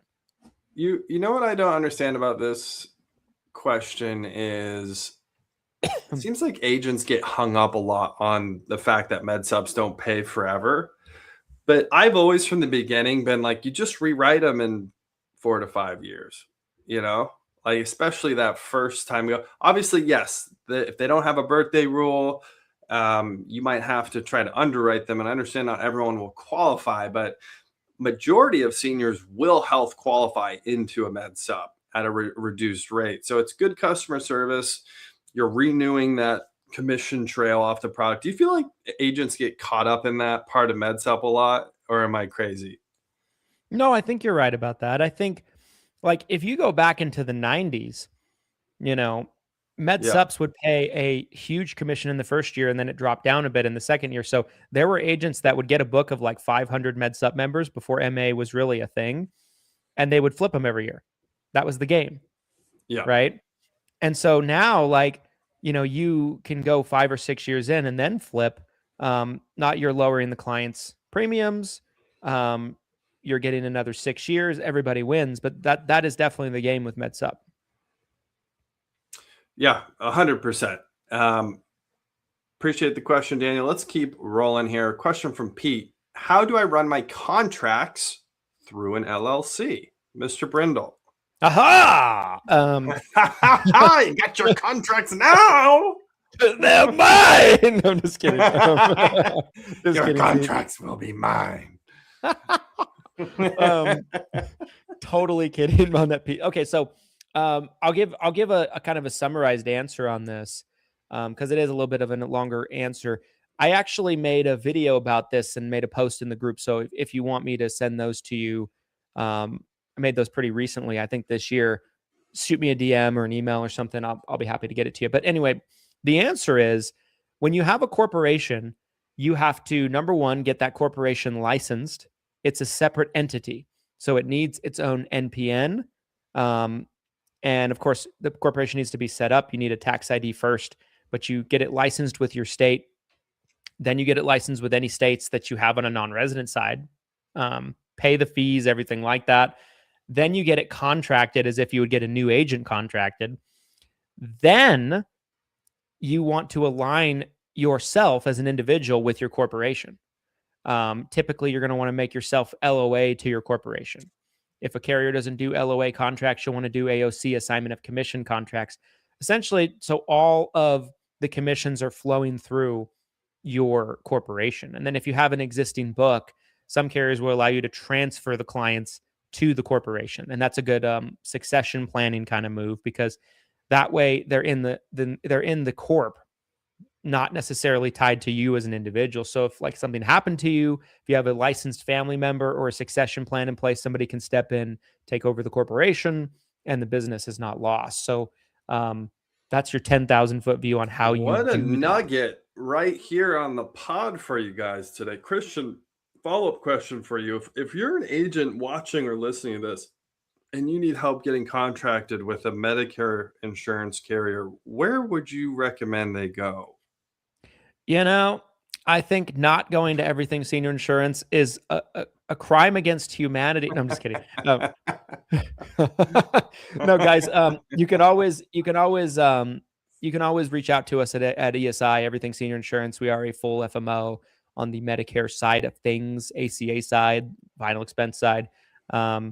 So you can reach out to contracting at eSeniorIns.com, or you can visit our website, everythingsenior-insurance.com, and submit a ticket. And our team can kind of reach back out to you. But yeah, ESI, guys, come on. Boom. ESI. Pete, appreciate the question. Next question is from Dave. Dave asks, do you foresee any Part D plans back? We already discussed that, Dave. Yeah. Dave. We already talked about PDP plans. But the question was probably asked before we answered, right? Yeah. So, Dave, I appreciate the question. Thanks for watching. Guys, if you're just now tuning in, we're doing a 200 Turning 65 lead giveaway. All you have to do is drop a question wherever you are watching this live stream, and you might be picked today for 10 free Turning 65 leads from Lead Heroes. So 20 winners, 10 leads each. Drop your question wherever you're watching, and we will try to answer it to the best of our ability. Lillian asks, what is the best strategy for marketing budgets? This is a great question. And I will definitely tell you guys what I think here first, and then we'll see what Christian thinks. I'm a huge fan of diversification. At ESI, our internal agency in Utah, we are very diversified in our marketing approach. We are getting business 10 different ways. And honestly, with marketing budgets, not saying you want to necessarily split it 10 ways, but I would think coming up with like 3 or 4 paid marketing strategies that you can invest money into. And then you have some organic strategies like referrals, like Christian just talked about, that you're also pursuing. I think you can be marketing yourself or your agency 10 different ways, and you can have 3 or 4 of them be paid strategies. And again, that's how I think you see growth as an agent, as an agency, by really executing a marketing strategy like that. So, it could be, and you have to kind of test what works best for you, right? I can't give you a percentage to diversify into certain categories. Some people still do well with direct mail. A lot of people don't do direct mail anymore. There's a lot of social media advertising, Facebook, Instagram, YouTube. There's also, companies like Lead Heroes. You may have heard about them before. I don't know, where you can just buy a lead right away. So I think pick 3 or 4, test it, see how it works for you. Mr. Brindle, what do you think? Yeah, I think you hit it right on the head, right? It's been said before that everything works a little, nothing works a lot in this business. And I think that's a very tried and true type of mentality to have. I think you need diversity. I've told the story on the show before where, when I transitioned from cold calling, compliance Nazis, it was fine back then. Meds up. I just got to put that in every time, because otherwise, they come out of the woodworks with their like, clip it. We have a clip here. Mr. Brindle's cold calling for MA right now. He said it on a pod. That's what I'm doing. Yeah, I get off the stream and I'm like, hello. This is ESI.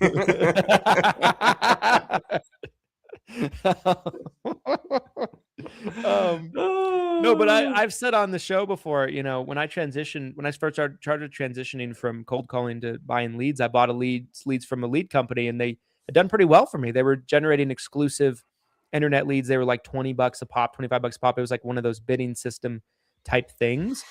And I put all my AEP budget into their platform, and then come AEP, their volume dried up on me. They were giving me like one lead. Great example. And it had been a very lucrative, profitable lead source for me. And then it totally dried up at the worst time. And I was scrambling to try to figure out what to do. So that taught me that I think you need 3 to 5 different lead sources. Now, when it comes to actually figuring out your marketing budget, I think it depends on how aggressive you want to be. But it should be a percentage of commissions that are coming in that should be being reinvested back into your business. Maybe you reinvest 20%, if you want to be conservative, of what you're earning into lead flow and marketing, right? And your budget is really going to be determined by what you can afford to pay. But what I've always told agents is you should determine what a budget is and figure out what budget can I commit to for marketing and leads every month. And I can afford to do that without costing myself the ability to buy groceries. Like, what is that number? And then I'm going to commit to that every single month as if it was a bill, like a car payment or a mortgage payment. Yes. And then as you grow, that number might start to creep up. I love that. This is how crazy long the live stream's been for this already. Is we have multiple agents commenting that they were on, they left to run an appointment, and now they're back. So I don't know. I don't know if we've ever had that before. So you guys who are out there, you're hustling right now. You're running appointments and you're tuning in when you can. You guys are the real ones. So yes, I think that was a very thorough answer to that question. Let's move on. Daniel asks, how are both of your kids? Have you begun to taught them to get commissions yet? Not yet, but we're working on that, Daniel. My daughter is 6, and I'm trying to teach her about money, and it's an uphill battle because like, she doesn't need money for anything. Like, she wants like pancakes or something. She's like, let's go get pancakes, Dad. I'm like vibes. And we'll go get pancakes. I'm trying to teach her. I'm trying to teach her about money. She has a piggy bank with like $20 in it, and she could not give a shit about it. Like, her cousin has $55 in his piggy bank, and I'm like, oh, sweetie, I'm like, he's outdoing you. You got to do some more chores. And she's like, I don't want to do chores. I want to play with my tablet. she's like, money doesn't have value. This is stupid, Dad. Dad'll just buy it for me. The reality is he spoils her rotten. You admitted it before I could even get it out of my mouth. You spoil her rotten just like I spoil my kids. Next question is from Paula. How tall are you? Mr. Brindle, 5'10", I believe you are? I am 5'8", according to my driver's license. Oh, a little shorty. I am a little shoddy, as the rappers say.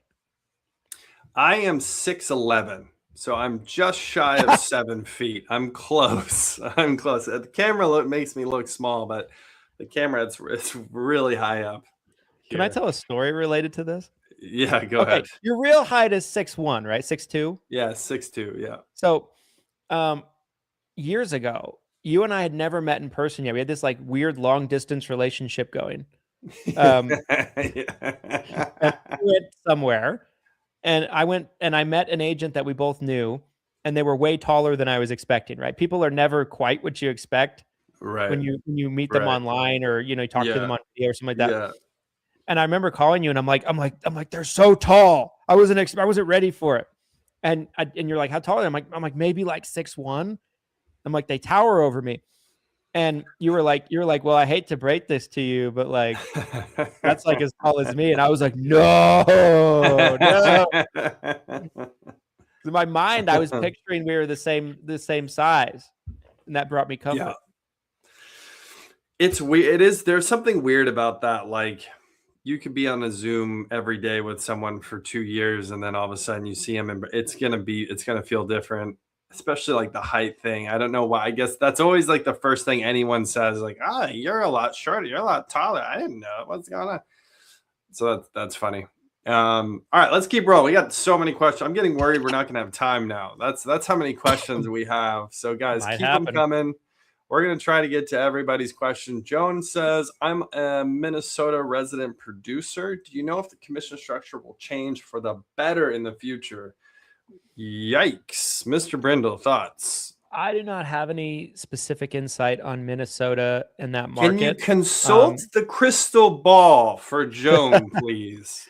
I do think the vast majority of markets in the next 2 to 5 years you'll see plans terminate out, new plans will come in. I think the market will correct. I think that timeline extends if the funding catastrophe happens of 0.09% of increase. If there's not something more reasonable put out, that whole correction takes a lot longer. Totally agree. I don't think it's going to happen in 6 months. I think it's going to take some time on some of those really hit markets. I'd put Connecticut in that category. Idaho wasn't hit as hard as those other 2 states, but that might take a couple years to really, straighten out a little bit. But I do think it will. I don't think it'll be a barren wasteland forever. Yeah, I don't know if I have much more to contribute on that topic, honestly. I mean, I'd like to think there's a rebound coming, but who knows? Joan, appreciate your question, and you are officially entered into the giveaway for free Turning 65 leads from Lead Heroes. Kate says, are you coming to Nashville this year? I am not. Mr. Brindle, are you? I don't think so. I mean, I don't think so. No, I'm not. I don't have any plans at the moment to be in Nashville this year. Where I'm going to be as of now, is I'm of course going to be in Dallas for the 7-figure Blueprint event, March 24th. Yes. I'm going to be, of course, in Salt Lake for the summit, and I may be in Dallas for another industry, or not Dallas, but Texas for another industry event. End of May, we'll see how that goes. But There you go. that's where I'm going to be. So if you'd like to see tour dates from Mr. Brindle, Summit or Blueprint event are going to be your best bets. Yes, love that. Did you want to give away tickets, by the way, since you just brought that up on the stream today? Should we have an additional winner, a 21st winner, or 22 winners? I think it's irresponsible not to. 21st winner, you heard it here first. You will have the option of picking between either a free ticket to the Blueprint event that we're doing March 24th in Dallas at the Integrity Marketing offices, or to the summit here in Salt Lake City, June 16th, 17th, June 15th through 17th. So that'll be the 21st winner. You can come for free Of course, you got to get yourself there, but amongst love other things. But yeah, that'll be our 21st winner. You heard it here first. Breaking news. 21 winners today. So again, to enter into the giveaway, just drop your question on the stream wherever you're watching. Next question here. As an LOA, what kind of support should I expect as normal? Normal in parentheses from my agency. This is a loaded question, but let's see if we can answer it. What would you say off the top of your head? What is the normal level of support an LOA should receive from their agency? I might get some people mad at me with this answer. Well, right off the bat, you should most likely be getting a salary. Yes. You probably should be getting a salary. If you're not, that's a little crazy. Now, if you're not getting a salary, there could be a scenario where you're getting enough value to justify it, right? But the thing that comes to my mind is you should be getting a salary. You should be getting leads. You should not have to pay for leads or go find leads. You should be getting your own leads. You should be getting extensive training. You should be getting access to, a CRM, a phone system. Like everything should be provided for you. The system, the training, the tools, the tech, the leads, and it should all be just plug and play for you. A lot of people will get themselves into an LOA position, and there's nothing wrong with that. It actually can be a fantastic thing for a lot of people. I've said for years, there's a lot of agents that would do better as an LOA than independent. That is 100% true. But there's a lot of people too that will get into, I've talked to agents that they're in LOA positions or roles. There's no salary. They're not being provided leads. Like, I'm just like, what are you getting out of this? Like, what's the point of this? It's almost like they're a glorified independent, but they're LOA. Yes. So that's my 10,000 foot view answer. Yeah. There's been a few agencies in Florida specifically that have come to my attention that have been discussed where they're essentially LOAs and they're basically independent. They're not really getting anything. Sometimes I've heard of really basic things like I get a desk at a local office. I have a computer. I have a manager that I can ask questions to. Like sometimes but I'm a fan of something a lot more comprehensive. Like Christian said, like as an LOA agent, I'm making an investment in you. I want you to have access to as many resources and support as you possibly can. So kind of a loaded question. I think it really depends on your situation and your local agency. But Amanda, hopefully that answers your question. Brandon says, I got a question for Glenn. Even though you shave your head, do you still go to a barber shop for your beard?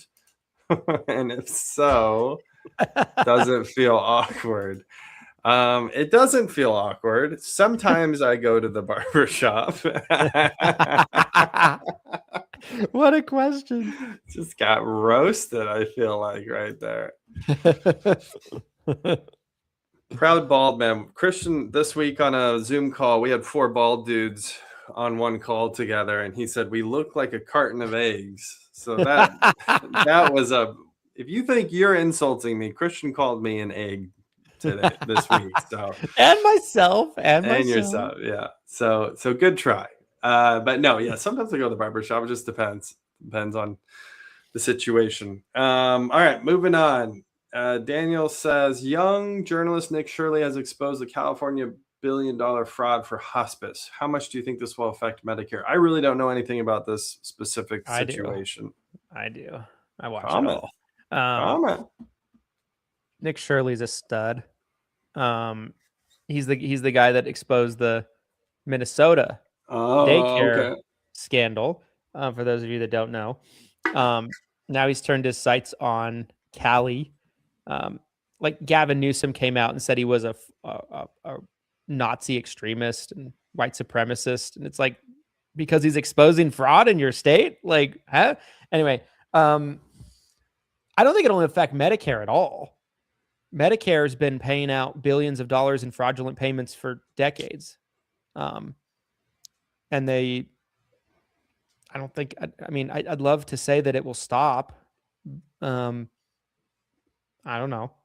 I don't think it affects anything on your members or your day-to-day life. But, if it is true that potentially the trust fund can dry up, I think that stuff doesn't help.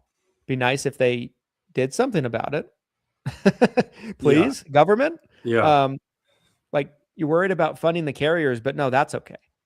That's fine. Yeah. Well, we've gone over the amount of fraud that's happening in the Medicare space so many times on the show, which is funny because the comment I mentioned earlier where someone just commented and they didn't listen to anything you said, they were like, "Oh, so you don't think there's fraud going on? Come on, Christian." Oh, I didn't see the comment. And I'm like, he literally of course that's said not he what I'm thinks saying. there's fraud going on. Like, yes, we all think. I know there's a lot of fraud going on. I was just trying to say that when you're basically adding an extra step where hands need to touch funds that originally just go to the carrier and the end result is to go to the carrier anyway for premiums, I could see that being more susceptible to fraud. Yeah. Anytime the government's paying anyone for anything, there's a lot of fraud payments going on. If anything, it going right to the carrier is far more secure than it going to a person. Yeah, agreed. So hopefully that answers that question. Let's keep rolling here. Adele, what strategies stand out for dealing with MedSup increases if they cannot move to another plan due to health reasons? This is a great question. So this is going to be very market specific. Yes. If they're already on a MedSup and they have health problems and they can't change, there's not much you can do in that scenario. Now, what can you do going forward for that person? I think you'd be very selective on the carriers you're choosing. I think looking at carriers that have a good track record in your market, that have good rate increase data, that may or may not help good market share data, I think is important.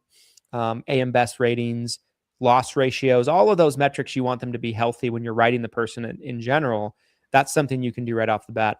I was having a text exchange yesterday with Andrew Saul, and he was pointing out to me, I was like, he was just pointing out to me that an innovative plan G is going to have a way lower rate over a 10-year span than a regular plan G. And I was like, well, I'm like,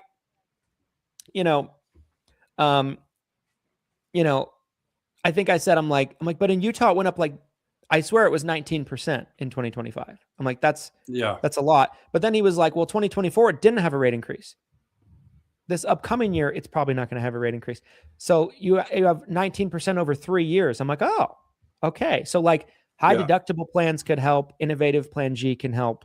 Those types of plans, I feel like, will be the more sustainable blocks going forward.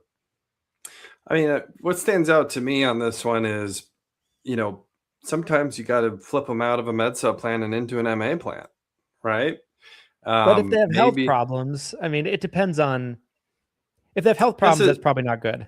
Yeah, right? I guess that's a good point. But I guess it depends what those health problems are. Sure. And it also, I think, might depend on the specific MA plan as well. So there's lots of variables to this, but ultimately, if they really couldn't afford and had to get out of the MedSup, the premium's gone too high, they can't pay their bill anymore. They have to flip to a different plan. They can't qualify for another MedSup plan. Maybe you do have to look at an MA option, right? So, and you might have a place like Miami, for example, right? Like Miami's a unique market where the MOOPs are $1,000 or less in many cases on the Medicare Advantage plans, and the premiums on the MedSups are $250 for a T65 person. That's a scenario where it's just a math equation, right? It's a no-brainer to be on an MA, whether you're healthy or not. So again, area specific for sure.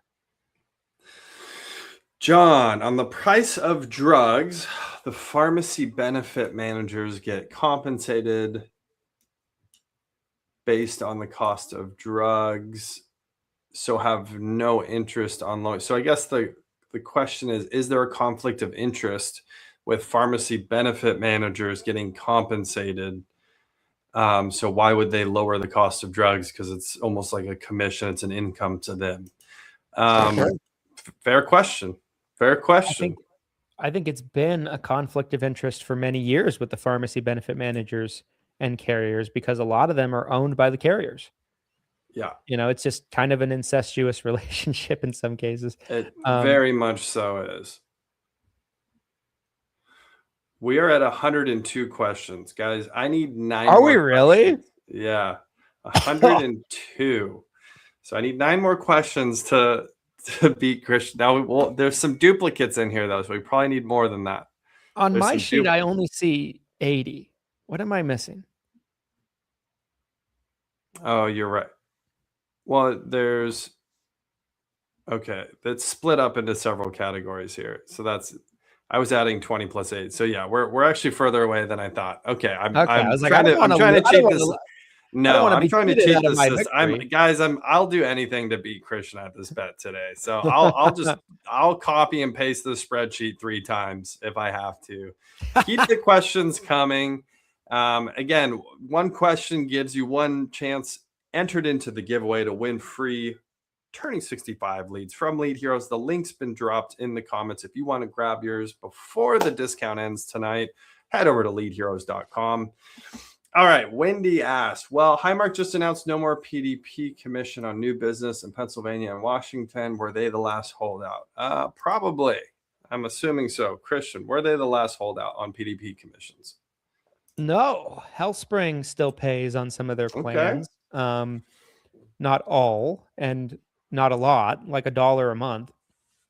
And there might be some regional carriers that might pay a little bit here and there, but in terms of and Highmark's not really a national carrier, right? They're a handful of states. They're regional. Yeah. But outside of that, HealthSpring's still doing it. It's on the 5-yard line though of it being completely gone. There's not a lot left. Daniel just dropped this in the chat seconds ago. Do you guys get tired of being right all the time? Christian, thoughts? Never. Never.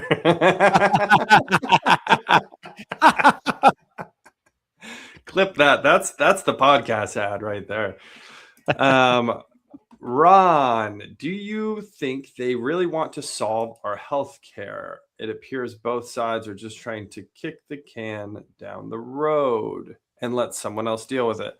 I don't disagree with that at all. I mean, you kind of answered your own question, Ron. I don't know what else. What do you think? My perspective on it is, I think there's people in the government that wouldn't mind solving it, but they don't want the other side to solve it and get the credit. So if someone does try to do something positive, it's blocked by the competing political interests and things like that. I think on top of that, I don't think that they're capable of solving it because I think bureaucrats have a very finite, limited understanding of insurance. Yeah, I agree. I just don't think they're incentivized to solve it. The incentive is almost to just hype up the other side about it. That seems like that's the bigger incentive than actually solving the problem. So let's keep rolling. We're coming into the final hour. You guys, if you're just tuning in, we are doing live Q&A right here on the 7 Figures or Bust podcast for another 60 minutes almost, probably a little less than that. When you comment a question, it enters you into the giveaway for free Tuning 65 leads. So we're going to try to speed up a little bit here because I want to get to as many of these as possible.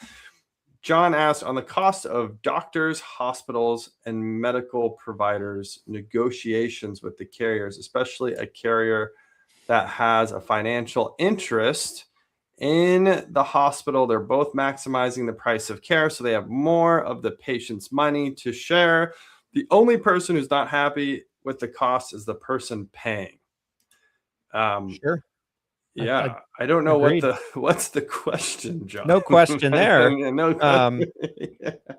That's just an answer. That's just an answer. More of a statement, more of a probably a fact. I totally agree, though. I mean, I think the system's kind of incentivized to inflate the cost because everyone's trying to get their share, and I think that's what we've seen. I think that's ultimately what we've kind of seen happen. So Next question here. Are there any workarounds, these specific zip codes that UHC won't let brokers write med subs for? I'm not sure about this one. There's kind of two different things there. The first thing that comes to mind for me, without knowing all the details of your question on that, is that what's offered in that market is UHICA. UHICA is oftentimes a lower priced non-AARP branded MedSup product. And only agents that are on the higher end production wise have access to sell it. So that could be why maybe you're seeing it in the quoter, but you can't write it. Got to write more UHC and then it will unlock. It'll be like the doors will open and be like, you know, like if that's what's going on. I can't think of what else it would be because UHC pretty much has MedSup plans everywhere. Yeah, I don't have anything to add to that. I love the idea of the doors magically opening, though. I think that's fantastic.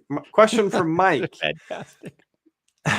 The question from Mike here. We're over 2 hours in, you guys. We're starting to lose our minds a little bit. I might just start saying lead heroes every 3 words. Just start every answer. Yeah, I'm like lead heroes. Question: what's going to happen at CMS? Lead heroes. Next question. just start head down plowing through. All right. Question from Mike: are people going to actually take that money and spend it to buy their own plans, or will they keep it for other things? I mean, this is in regards to the $2,000 one-time payment that's been floated to citizens directly. What do you think? I think it'll likely get spent at the casino and other stupid shit, like 100 the liquor store. Unless they put something out that says like you have to show proof and submit proof that you've spent it on a certain way. But like, again, that's so much more complicated for the same end result of it just ending up in the hands of the carrier. Yeah, I couldn't agree more. We've already talked about that so many times. Daniel, can everyone hear when the president speaks? He is seeing a high and low option to reach a goal. That is negotiation. Isn't that what some of us do with our ancillary products, offering options 1, 2, or 3?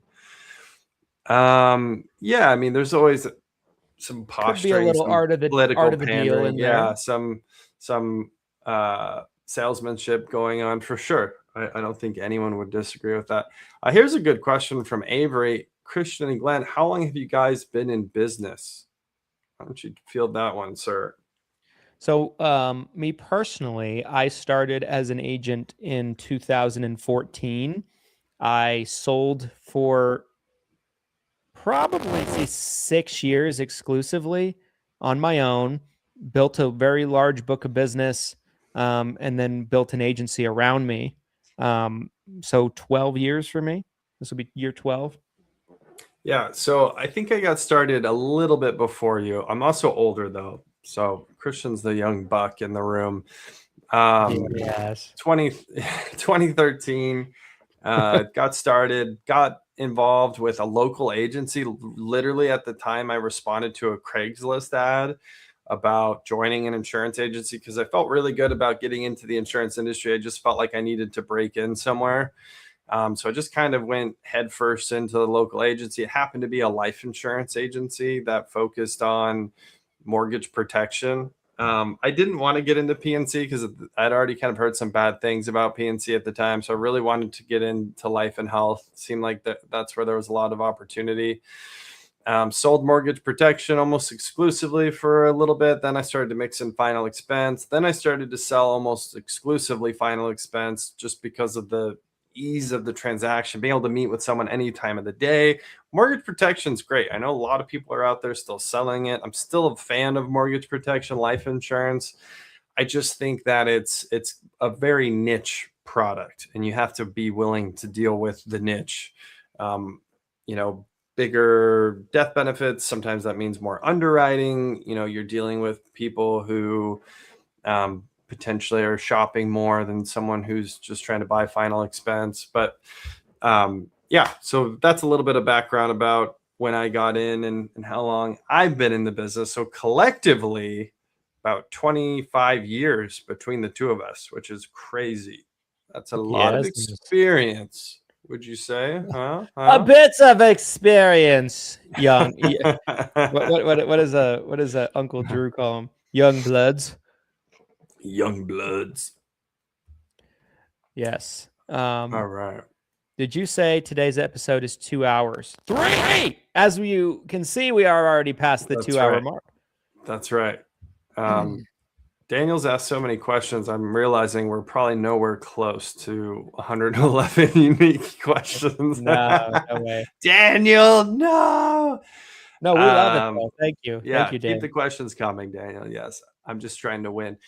Tara asks, congrats on your 200th podcast episode and always giving back to the community. My question is, how will you celebrate your 500th? Well, I think a 10-hour pod will be in on the table at that point in time. A 24-hour live stream event. We're just like we lock ourselves in a room. We're like, we are locked in for 24 hours. We're in a submarine. Yeah. Paula, what is the fastest way to get to 300 Medicare? I'm assuming clients. It's cut off, but I'm assuming that's the fastest way to 300 Medicare clients. Mr. Brindle, I have an answer. I want to hear you first, though. Fastest way. And if you're talking about as an independent agent, you need lots of leads. So it will help a lot if you have some type of reserves that you can spend on leads and marketing, and a unprecedented amount of activity. And running lots of appointments. You need lots of appointments, lots of contacts. Yep. The things we talked about earlier, I think, the tenacity, the consistency, the grit, I think the repeatable, duplicatable systems, all of those things we talked about before in the top producer question, I think are definitely applicable to the answer to that question. I have a shortcut. You just buy them. That's the fastest way to 300. Yeah, there you go. You buy the transaction. book. Yep, one transaction. You got to have potentially some finances lined up for this. You might be able to get an owner finance deal in place. Maybe it's an agent retiring and they don't have a succession plan. Christian talked a lot about succession plans on today's episode. I would bet that the vast majority of you do not have a succession plan in place. I would venture 90% of you probably have no plan, where if you were to pass away tomorrow, your entire agency's, off into the wind. So I think if you come at it from that angle, when you're trying to find someone local to you, there's a very good chance you could inherit an agency, whether that's buying it, owner finance it, or whatever it ends up looking like. That's the fastest way to 300, in my opinion. Kaboom. Kaboom. Fred, do you think CMS will negotiate more funding for MAPD plans next year? Good Lord, I hope so, Fred. That's my number one thing I'm watching right now. I'm more concerned about that than anything else. If we can get more funding, I think we're going to have a great year. I'm scared that we'll stay flat, but we'll see. We'll see what happens. I guess I've heard a lot of people say that, it's art of the deal. And the definition of art of the deal, if anybody's ever read that book, is negotiating. It's negotiating, right? So like you undercut something and throw out a crazy low number, or you over ask for something and you get closer to what you really want it to be. Behind the scenes, it could be that the carriers are wanting 4 or 5% to match kind of what it was last year. And maybe they're throwing this crazy number out there so they finalize more closer to 2 or 3%. Who knows? There could be a lot of behind the scenes. I'm totally fine with that if that's the case. We end up at like 2.5%. It's a much lower number than maybe people expected, but it's still a much bigger increase than what's being discussed now, and we're more in the middle. I would love for that to be true. So stay tuned, guys. Obviously, the first week of April, so somewhere between April 1st and 15th, I would imagine we'll know. That's usually when final rule drops. So stay tuned. Obviously, we will be probably the first ones to talk about it publicly. We've consecutively now for the past 2 final rules within an hour. The first one, we were literally on the pod live. We were live streaming when the final rule dropped. The second one, I was trying to crazy. I was packed. We get off a call. It's Friday afternoon. I'm like packing to leave somewhere, and Christian calls me and he's like, "It just dropped." I'm like, "What?" I'm like, "What? What are you talking about?" Like it's a Snoop Dogg album or something. Like it just dropped. It just dropped. I'm like, "What?" And then we got back Doggy. on. So stay tuned. Final rule. We're 6 weeks away. Jerry, put wearables on agents to see who's calling the leads. That is hilarious, and I love might it. have to give you some props on that one, Jerry. That's a great idea. Yeah. Tap their phones, see if they're actually making the calls or not. Ironically enough, we actually had to let an LOA go, and there was a big problem around calling the leads. This is an epidemic, to say the least. It affects all of us. Agents not wanting to call the leads. Daniel asked, the carriers would love wearables, but do you think they would give much of a discount? What do you think about that one? Who knows, right? I don't know. I don't even want to pretend to know. Like maybe I think if there was a structure allowed where they could incentivize health, it could be a great way for them to actually verify health. I feel like there was one random program out there where they did like an Apple Watch discount.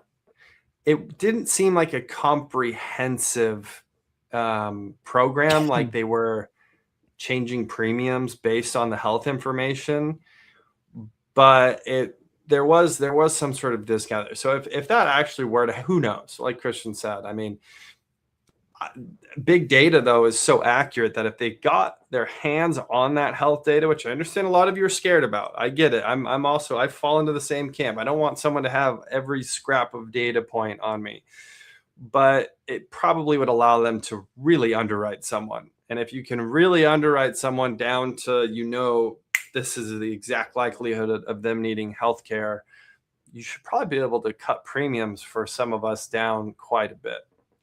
I would like to think so. Justin, what would it take to see a Brindle Shelton 2028 run for the Oval? Well, first of all, Mr. Brindle's not even old enough to be the United States president. He's a baby. He's a little tiny baby. I don't think you could pay me to run for United States president. I honestly I don't think there's a number you could put on paper. You could be like, I'll give you $1 billion if you will run the presidency. And I'd be like, I don't think I'm doing it. I don't want to do it. I've in the last year or two started having fancies of like trying to become the mayor of like local government is something like that.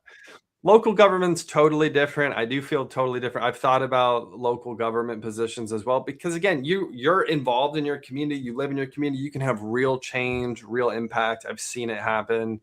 So that's totally different. I'm a huge local government fan, but yeah, I would not want to be the United States president. Moving on. And if you want to take over reading some of these questions, I've kind of hijacked that from the beginning. Sure. Why don't you take save me. You've done an amazing job. I'll give you a break. Thank you. Okay. 15. Ryan asked, do you ever foresee having inbound call campaigns? I'm assuming you mean for lead heroes. Glenn, do you want to take that one?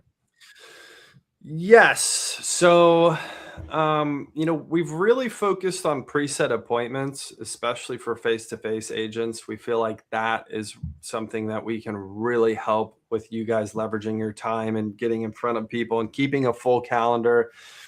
With inbound call campaigns, it's tough when you have an independent agent and you're trying to route live transfers. We offer live transfers now. We have inbound calls now, but typically it's really for call centers or small agencies that are kind of built like a call center.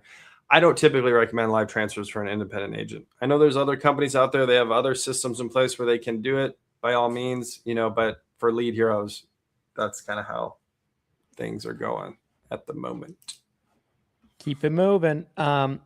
Michael asked, if wearable tracking were implemented, what do you think it would have on HIPAA regulations? I mean, I would assume it would be like any type of information, right? Like they are consenting to provide the information to the carrier, and the carrier's agreeing to protect that information and not share it without consent, right? So I can't imagine it would be any different than just someone putting their Medicare number on an application. Yeah, I agree. I think we'd see the same rules. Private information gets transmitted to the carriers all the time, right? That's happening all the time. So I don't think that's necessarily new or different if they were to start to get more of it. Let's see. Keep things rolling. Yes. Okay, so Mike asked, do you think the whole ACA concept with subsidies needs to be completely redone? Yes, I do. I mean, because it's the whole structure of it from the get-go is too based on being propped up by heavy government funding. And I think anytime you have something that relies exclusively on government funding, I mean, I guess you could make the same argument for Medicare Advantage, but if the government is not willing to fund it enough for it to be able to be propped up, then you got to figure out another solution. Not to say that it can't happen, but the government has to understand that's what it takes for this to operate, for the wheels to run, and then be willing to do it. So yeah, I feel like we kind of already answered this question. We went pretty deep on the ACA concept and the subsidy concept, so I don't want to spend too much more time on this. We are at the 2.5 hour mark with 30 minutes on the clock, so let's keep it rolling. All right. So Andy asked, what is your opinion on non-commissionable MAPD plans in 2026? Will those plans go away down the road or possibly become commissionable in 2027? When do you move your clients from those plans? Yeah, so for me, a lot there. I have said from the beginning, I think the vast majority of plans that go non-commissionable will term. It could be 12 months. It could be 24 months. I think you're going to see a lot of that. And I think you saw that in AEP 2024. That was the first year where we started seeing non-commissionable plans. A lot of those plans termed out in the following AEP. And I think we will see a lot more of that. Now, I said on a pod that I didn't think there'd be a lot of plans that went non-commissionable that decided to go commissionable. Then like 2 weeks later, some regional carrier I've never heard of and, bumfuck nowhere decided to make some plans commissionable again. And people were like, see, but, boom, got him. Boom. Yeah. But it's like, I'm like, is that going to be the precedent? No, it's an exception, not the rule. Right. So I think the trajectory for non-commissionable plans is termination and replaced with new plans. There's only so many that they can terminate at a time. It affects their star rating. They have to be strategic about it. It's chess, not checkers. And there's only certain times of the year they can file for those terminations and be approved with CMS. So it's a game. It is.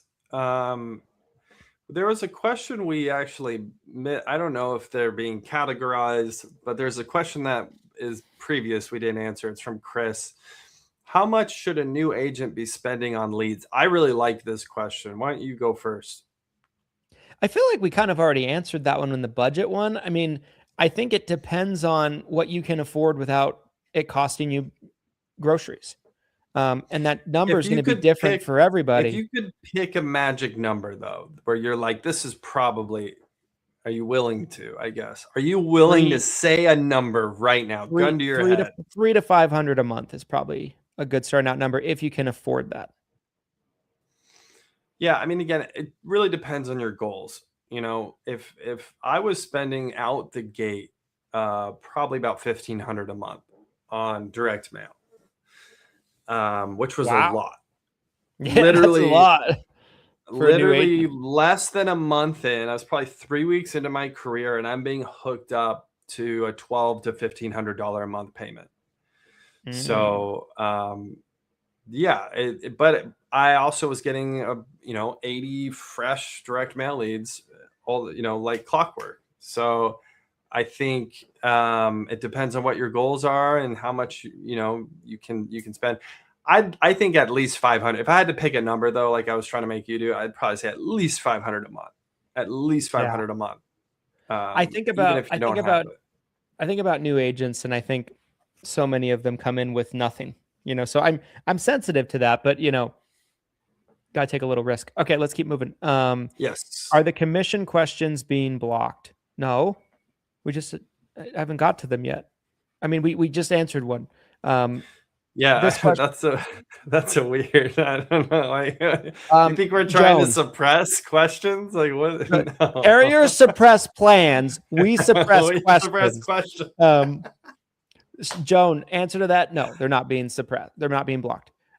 We will answer all of them as time allows, and they're coming. We're going in order that the questions came in. Yes. Okay, Michelle, the birthday rule just came to my state. So with the birthday rule, do you feel carrier scrutiny for rates increase history is important? I think it changes a lot of things for sure. Usually when a carrier first comes into a state for birthday rule, you start to see the rates and the rate increases spike to kind of adjust and accommodate that. I still think rate increase history is important because it still speaks to who has the healthy blocks, who has the important, metrics on their numbers and who doesn't. Yeah. But I would expect probably the vast majority, if not all carriers in the market to have higher rate increases than they did before. But if you're talking about one carrier's 5% average, one is 10, well, the 5% average carrier might be 15 and not 25, right? So there still would probably be more likely to be healthier on the rate increases. Yeah. Let's keep rolling. Jason, who made the first move, Glenn or Christian? Do you want to take that one? I guess it depends on what you mean. Like, do you mean like because Glenn and I have a long relationship? Like we before we ever partnered, years before actually, we started doing collaborations. I was a client of Lead Heroes. I think Glenn was the first one to take the first step because I was doing lead review YouTube videos where I was buying leads from vendors and then making videos reviewing them. I think if memory serves me correctly, Glenn reached out and said, hey, do you want to do a lead review video on our leads? I'll even give you a free batch. And that caught my attention because I, by nature, especially back then, was a lead junkie. And I think that's how things started. And I gave it a very good review. Yeah, that video still exists. That video still exists out there. You can find it on the Christian Brindle YouTube channel. Yes. Check it out. It's real. Okay. Melody, can you talk more about KPIs related to first question skill set and becoming a top producer? Glenn, you want to take that one? Yeah. Again, lots of variables as far as tracking KPIs goes. If you talk to a bunch of top producers, some of them are probably tracking completely different KPIs than others. There will be probably some overlap. CPA is a major one, right? Cost per acquisition. How much does it actually cost you to bring a brand new client into your agency, into your business as a producer? So what's your CPA? What's your cost per acquisition? And then what is the lifetime value of that client? If it's a duals Medicare Advantage client, they've already been on Medicare for several years, the value of that client is going to be a little different than a brand new turning 65 client that's new to you. And then MedSup's probably, a MedSup client probably has a different lifetime client value than any of those other ones. So you have to kind of assign a value for the client you're getting. You have to have a cost per acquisition. Then you can really know what your ROI looks like. But then you might have other like smaller KPIs that you're tracking. Again, as a top producer, you might be like, I want to make 500 dials today. You might be tracking talk time. I know some producers really track their talk time. I was on the phone for 32 hours this week, just talking to prospects. Other KPIs could be something as simple as, how many deposits did we take in? They're just looking at cash flow, cash in, cash out, baby. So I think there's some variables here as far as like what KPIs you're wanting to track as a top producer, but to me, like the top two would be CPA and lifetime client value. That would be my top two. What would you say? What are some KPIs for top producers? Yeah, I mean, I think you did a really good job on that. Thank you, sir. I don't really know if I have anything to add, to be honest. Yeah, I mean, I guess there's a metric for. There's all kinds of metrics for sure. There's so many. There's so many. It's crazy, to be honest. You hit on talk time, number of dials every day. For me, like some metrics that are always important to me is like conversion rate of leads. So I know what's working, I know what's not working. All of those. But yeah, data is always super important. Okay, Dan said, can you have an episode someday about commission difference between GI supplements in commission versus underwritten? Sure, certainly. I've done trainings in the university, Dan, about it that you should have access to as a member. If you ever wanted to check those out, they're pretty extensive. But the main thing is birthday rule states or year-round open enrollment states are a little different, but sometimes. But in a lot of states where you don't have birthday rule, and even some states that you do have birthday rule, you have your open enrollment commission and your underwritten commission, which is usually the same. It's full commission, but most carriers, if you write guaranteed issue business, they'll pay a huge amount less on commission. It could be 2 to 5%. I even saw a carrier one time that would pay a one-time commission of $50, and that was it for guaranteed issue business. So that's really what it is. You don't really see it as much in like birthday rule states or a lot of the grandfathered in birthday rule states because the commission is the same regardless of how they get the business. They've kind of like figured that part of it out. So you might have a lower starting out commission, but you also, in a lot of cases, like California's a good example, you have a higher turning 65 premium. So it kind of balances out. We have 20 more questions and about 20 minutes left. So we got to, if you want to try, we're going to have to try to 60-second answer these and just start blitzing. We'll answer what we can. We might not get to them all. And you know what? That is okay. But we'll do the best we can. Keith said, I'm getting plenty of leads from my Facebook ads, but I'm having a very hard time reaching people. Any suggestions? Yes. So a couple suggestions. Number one, you need to be calling multiple times of the day. You need to be calling as soon as the lead comes in. You need to be automating the lead with text, email. So you need those multiple type of touch points. You need a lot of touch points. But in addition to that, if you've been using the same number over and over again, your number might have been flagged for spam likely. Glenn's talked a lot on the show in the past about, the Stir Shake program. And, basically what that is your number gets ran into the ground. It gets flagged as spam likely. Your pickup rate falls off a cliff. So you might need to recycle the number and use a different number to do that. And you're obviously the expert on that. Is there anything you want to add there? Yeah, I think making sure that your phone number is not showing up as spam is a really, really, really big one that some agents still haven't figured out yet. I think building in some automations for follow-up, I think helps a ton. So, have 20 touch points, call the lead 10 times. Overall, I do find Facebook ads, especially if you're using like the generic Facebook capture form, it has a little bit of a lower response rate than other types of marketing, just because it's so easy to get. It's so easy to get that person to quickly hit submit on their information if it's a Facebook opt-in form. So keep that in mind too. It's just going to be a little bit harder, but I think utilizing technology, calling them several times, calling them different days, I think you can have a winning contact rate. Yes. Well said. Dan said, Glenn Shelton sounds like the Kobe Bryant of agents. Do you have the Mamba mentality and work ethic? I think we end the show. I think we just clip it right here, guys. Guys, thanks for tuning in. I think we. Next question. Dan said, NBA, do you think Anthony Davis was right about the Lakers needing a top center? Do you think the new owners will make a big difference? That's a loaded question for sure. Yeah.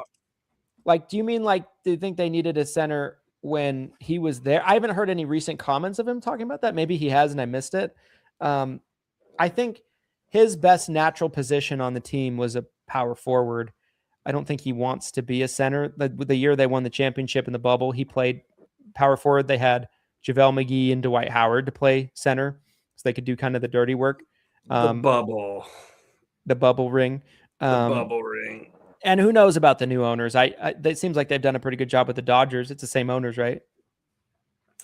Yeah, Dodgers have been incredible. So, yeah, I don't know what's going to happen. I don't know. It seems like LeBron has to leave in order for the team, which is weird because on paper, LeBron looks like he's crushing it as a 42-year-old or however old he is, which just doesn't make any sense. But it just feels like it's LeBron's team. It's not even the Lakers. It's like LeBron James and the Lakers. It's not Lakers and LeBron James. So I think he has to go, if I'm being honest, before the team can really accelerate. And my prediction is he does leave in the summer, but his contract's up. You think he's going to retire? This is actually an interesting topic. No, I don't. I don't think he's. Where's he going? I think he goes to Cleveland and finishes. No, you're in that camp. You're a believer. Yep. I want that to be ending. true. I want that to be true. He brings Bryson, who's never even played a minute of college basketball. He was redshirted, I think, this year. Bryce, Bronny, and him go win a chip, father and two sons, and then he gets on a unicorn and they just go off over a rainbow together. Is that what you want? Yeah, I'm here for it. I like it. Okay, yeah, I like the storybook ending. Yeah, we'll see what happens. I liked it when he went back to Cleveland and won. I was into it. I liked it. Third time's a charm. All right, you got to answer this next one. How does Christian really feel about Chapter from Jake? How do I really feel about Chapter? I think they're despicable. I think I think that Chapter are agents, an agent call center that puts down and attacks other agents and pretends like there's something else. I think it's just hypocritical, despicable, bad. And every agent in America should be against Chapter, as far as I'm concerned. And every FMO should be against Chapter. Shame on you, Spark. You didn't say Little Flame. You didn't say sorry, Little Flame Company. Okay. At Wash4724 asked, is there going to be a pool in the office for March Madness? Typically not in the office because I don't watch college basketball, but maybe there will be that Glenn leads. Maybe Glenn will lead it. I don't know. I've done it before. We did a Lead Heroes giveaway. We did a $10,000 worth of leads in a bracket giveaway. We had like 160 agents get in. It was actually really fun. I'd love to bring it back. So shout out to the March Madness college bracket pool. Comment if you want it. We'll bring it back. Next question. Go. At Walsh4724 asks, when starting out, how many non-resident licenses do you suggest getting? I think for the most part, you should just get one, your home state, because I think that simplicity is good for a lot of agents. I think learning multiple states is a lot of noise. I think it's extra costs that you don't probably need to be taking on. Now, if you're in a place like Wyoming and there's 6 people, then maybe I want more than one state. But outside of that, like if I'm in a state that has even a decent amount of Medicare beneficiaries, I might just want to focus on my home state. I didn't get licensed in another state until I was already 4 years in. I was just my home state and I did fine. There's plenty of business in where you live. Couldn't agree with you more. That really goes right into the next question too. I don't know if you saw that. If you're licensed in 23 states, but you want to contract your LLC in your home state, can you be LOA to your company in that one state? Or does it have to be all the states at the same time? Great question, Michael. It's all or nothing. So there needs to be a principal, individual person that's tied to the corporation for the corporation to carry a license. So your individual has to be licensed everywhere your corp is for the license to be able to be given to the corp. because the corp needs a personal guarantor. It needs somebody that's responsible for it because it's an entity, not a person. And so, yeah, I mean, that's the other thing, right? Like if you're going to get a corporation and you're going to get in a billion states, that's a lot of money. We paid probably almost 20 grand last year in licensing fees for just me, the corp, and Glenn. It's probably more like 25 or more if you factor in all the LOAs. So like, I'm sure. Yeah. What size book does it make sense? Jake asked another question. What size book does it make sense for an agent to bring in on an admin? When does it make sense?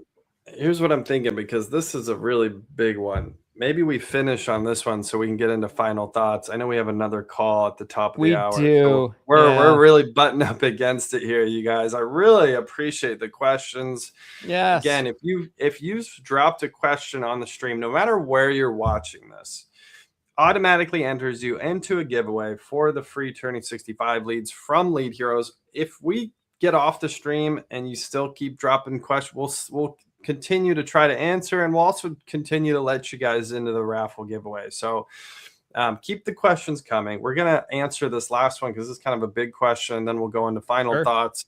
Appreciate all of you who joined us today on the 200th episode. And again, if you want discounted Turning 65 leads from Lead Heroes, head over to Lead Heroes before the end of today. That discount ends at midnight tonight. So again, the question from Jake was, what size book does it make sense for an agent to bring on an admin? And when does it make sense for a solo agent to bring on an LOA? Let me tackle the admin one first. Yeah. This might feel like a cop-out answer, and I apologize if it sounds that way. To me, you need to hire an admin as soon as you're getting buried with customer service work. And that seems to be different with everybody. Like there's an agent that you and I both know that we've talked to recently that has over 1,000 Med Sup clients and no service work. She's in a very specific area where Medicare Advantage penetration is not very heavy. So like, would I recommend an admin? Sure, probably so. But like, doesn't seem like there's a lot of service work being buried that's burying them, I should say. So I think that's really the answer. I don't know if it's a number of clients. I think it's when you're feeling overwhelmed and you can't grow anymore. And that number seems to be different for everybody. For me, I believe the first amount of clients we had when I brought in our first admin was like 600. And that was probably too long. I do think this is really different for everybody. If I had to pick a number, right? If you put a gun to my head and I had to pick a number, I would think by 200 or 300, you're probably ready to bring on someone part-time to start to do some admin work. It might only be 10 to 15 hours a week. But I think by 200 to 300, you probably have 10 hours a week of admin work at least, if not more. But again, I also know some freaks out there who have 2,000 clients and you're doing everything yourself. Yeah, I do too. Yeah, there's a few of you out there. So, which I'm always, every time I come across you, I'm like, help yourself, like save yourself. Bring in 3 admins right now. It'll change your life. But yeah, so it is kind of a loaded question. So, all right, let's jump into the LOA side of this now. All right. So when does it make sense for a solo agent to bring on an LOA? I have been a believer that I think the admin is first. I think you should bring in the admin first because there's a trajectory to this, right? So let's say agent writing a lot of business, they're producing well, they're a good agent, they start getting buried with service work. They bring in admin takes that off their plate. They can focus back on selling again. They keep growing. They get to a point where they're dialed in so well on their lead flow that they have more leads than they can handle. They're too busy. That's when I feel like it's good to bring in an LOA at that point to split the sales with it, take it some off of your plate, maybe even allow you to take a step back and manage the business a little bit more because it'll get to a point where you personally producing is not going to be what's going to drive your business forward as much. That happened with me and it took me a while to see it. So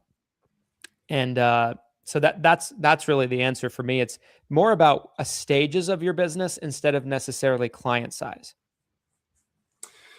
Yeah, the other thing that if we really wanted to split hairs here, we could be like, well, what about a licensed LOA versus a licensed admin? Because that's also a whole, it's almost like there's three different positions here in my Yeah. mind. You have like a licensed sales LOA, you have like a licensed admin, and then you have like a non-licensed admin, like a virtual assistant who can come in and handle some of the really simple, basic tasks, get those off your plate. So, what would you say about that? Is it kind of a 1, 2, 3? Is it kind of like, you start with something basic, get a virtual assistant, handle those I mean, those if maybe what you do is you hire an admin, assuming your admin is good, you get them licensed after 6 months, after a year, and then they start moving into taking referrals. They'll help you with rewrites. They'll also help with customer service, and they can also help train their replacement, which is an admin. I kind of like that trajectory the most. And then maybe later on, the last step is probably bringing on a sales LOA. Yeah. Yeah. I totally agree with that. And again, there is a certain level of self-awareness.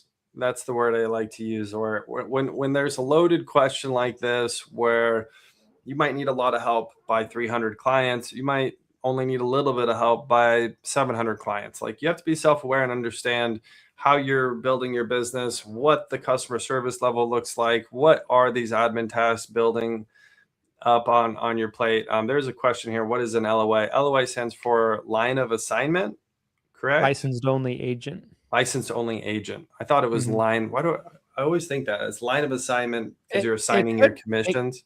It could be that it's referred to that in some places. Maybe some that's a circles. secondary definition. But yeah, so you're essentially assigning those commissions to an agency, whether you're the owner of that agency or someone else owns the agency. You're saying, hey, the commissions when I make a sale get paid to this agency, and then the agency's compensating you, and that's between you and the agency. How the agency is going to compensate you. That's Yes. what we're talking about when we say LOA. Yes. We should move into final thoughts. Yeah, let's do that. I think I was trying to total as we were going. I think we hit 72 answered questions. It's pretty good, guys. That's pretty good. That's probably a record for answered questions on a live stream for us. So 72 answered questions. It's a lot. We will announce later today. We have 21. I keep forgetting we're going to have 21 winners because we're also doing the ticket giveaway that Christian mentioned as well. So 200 turning 65 leads, 20 winners, and then there will be one additional winner who will win either Blueprint or Summit tickets. So stay tuned. That will be announced later. I really enjoyed this. Mr. Brindle, final thoughts on episode 200, the 3-hour mega stream. How are you feeling? You're looking antsy. You need to get up. Need to go pee. I'm tired, you guys. Yeah, I gotta pee. That's 100. That is 100% gospel. Vibes.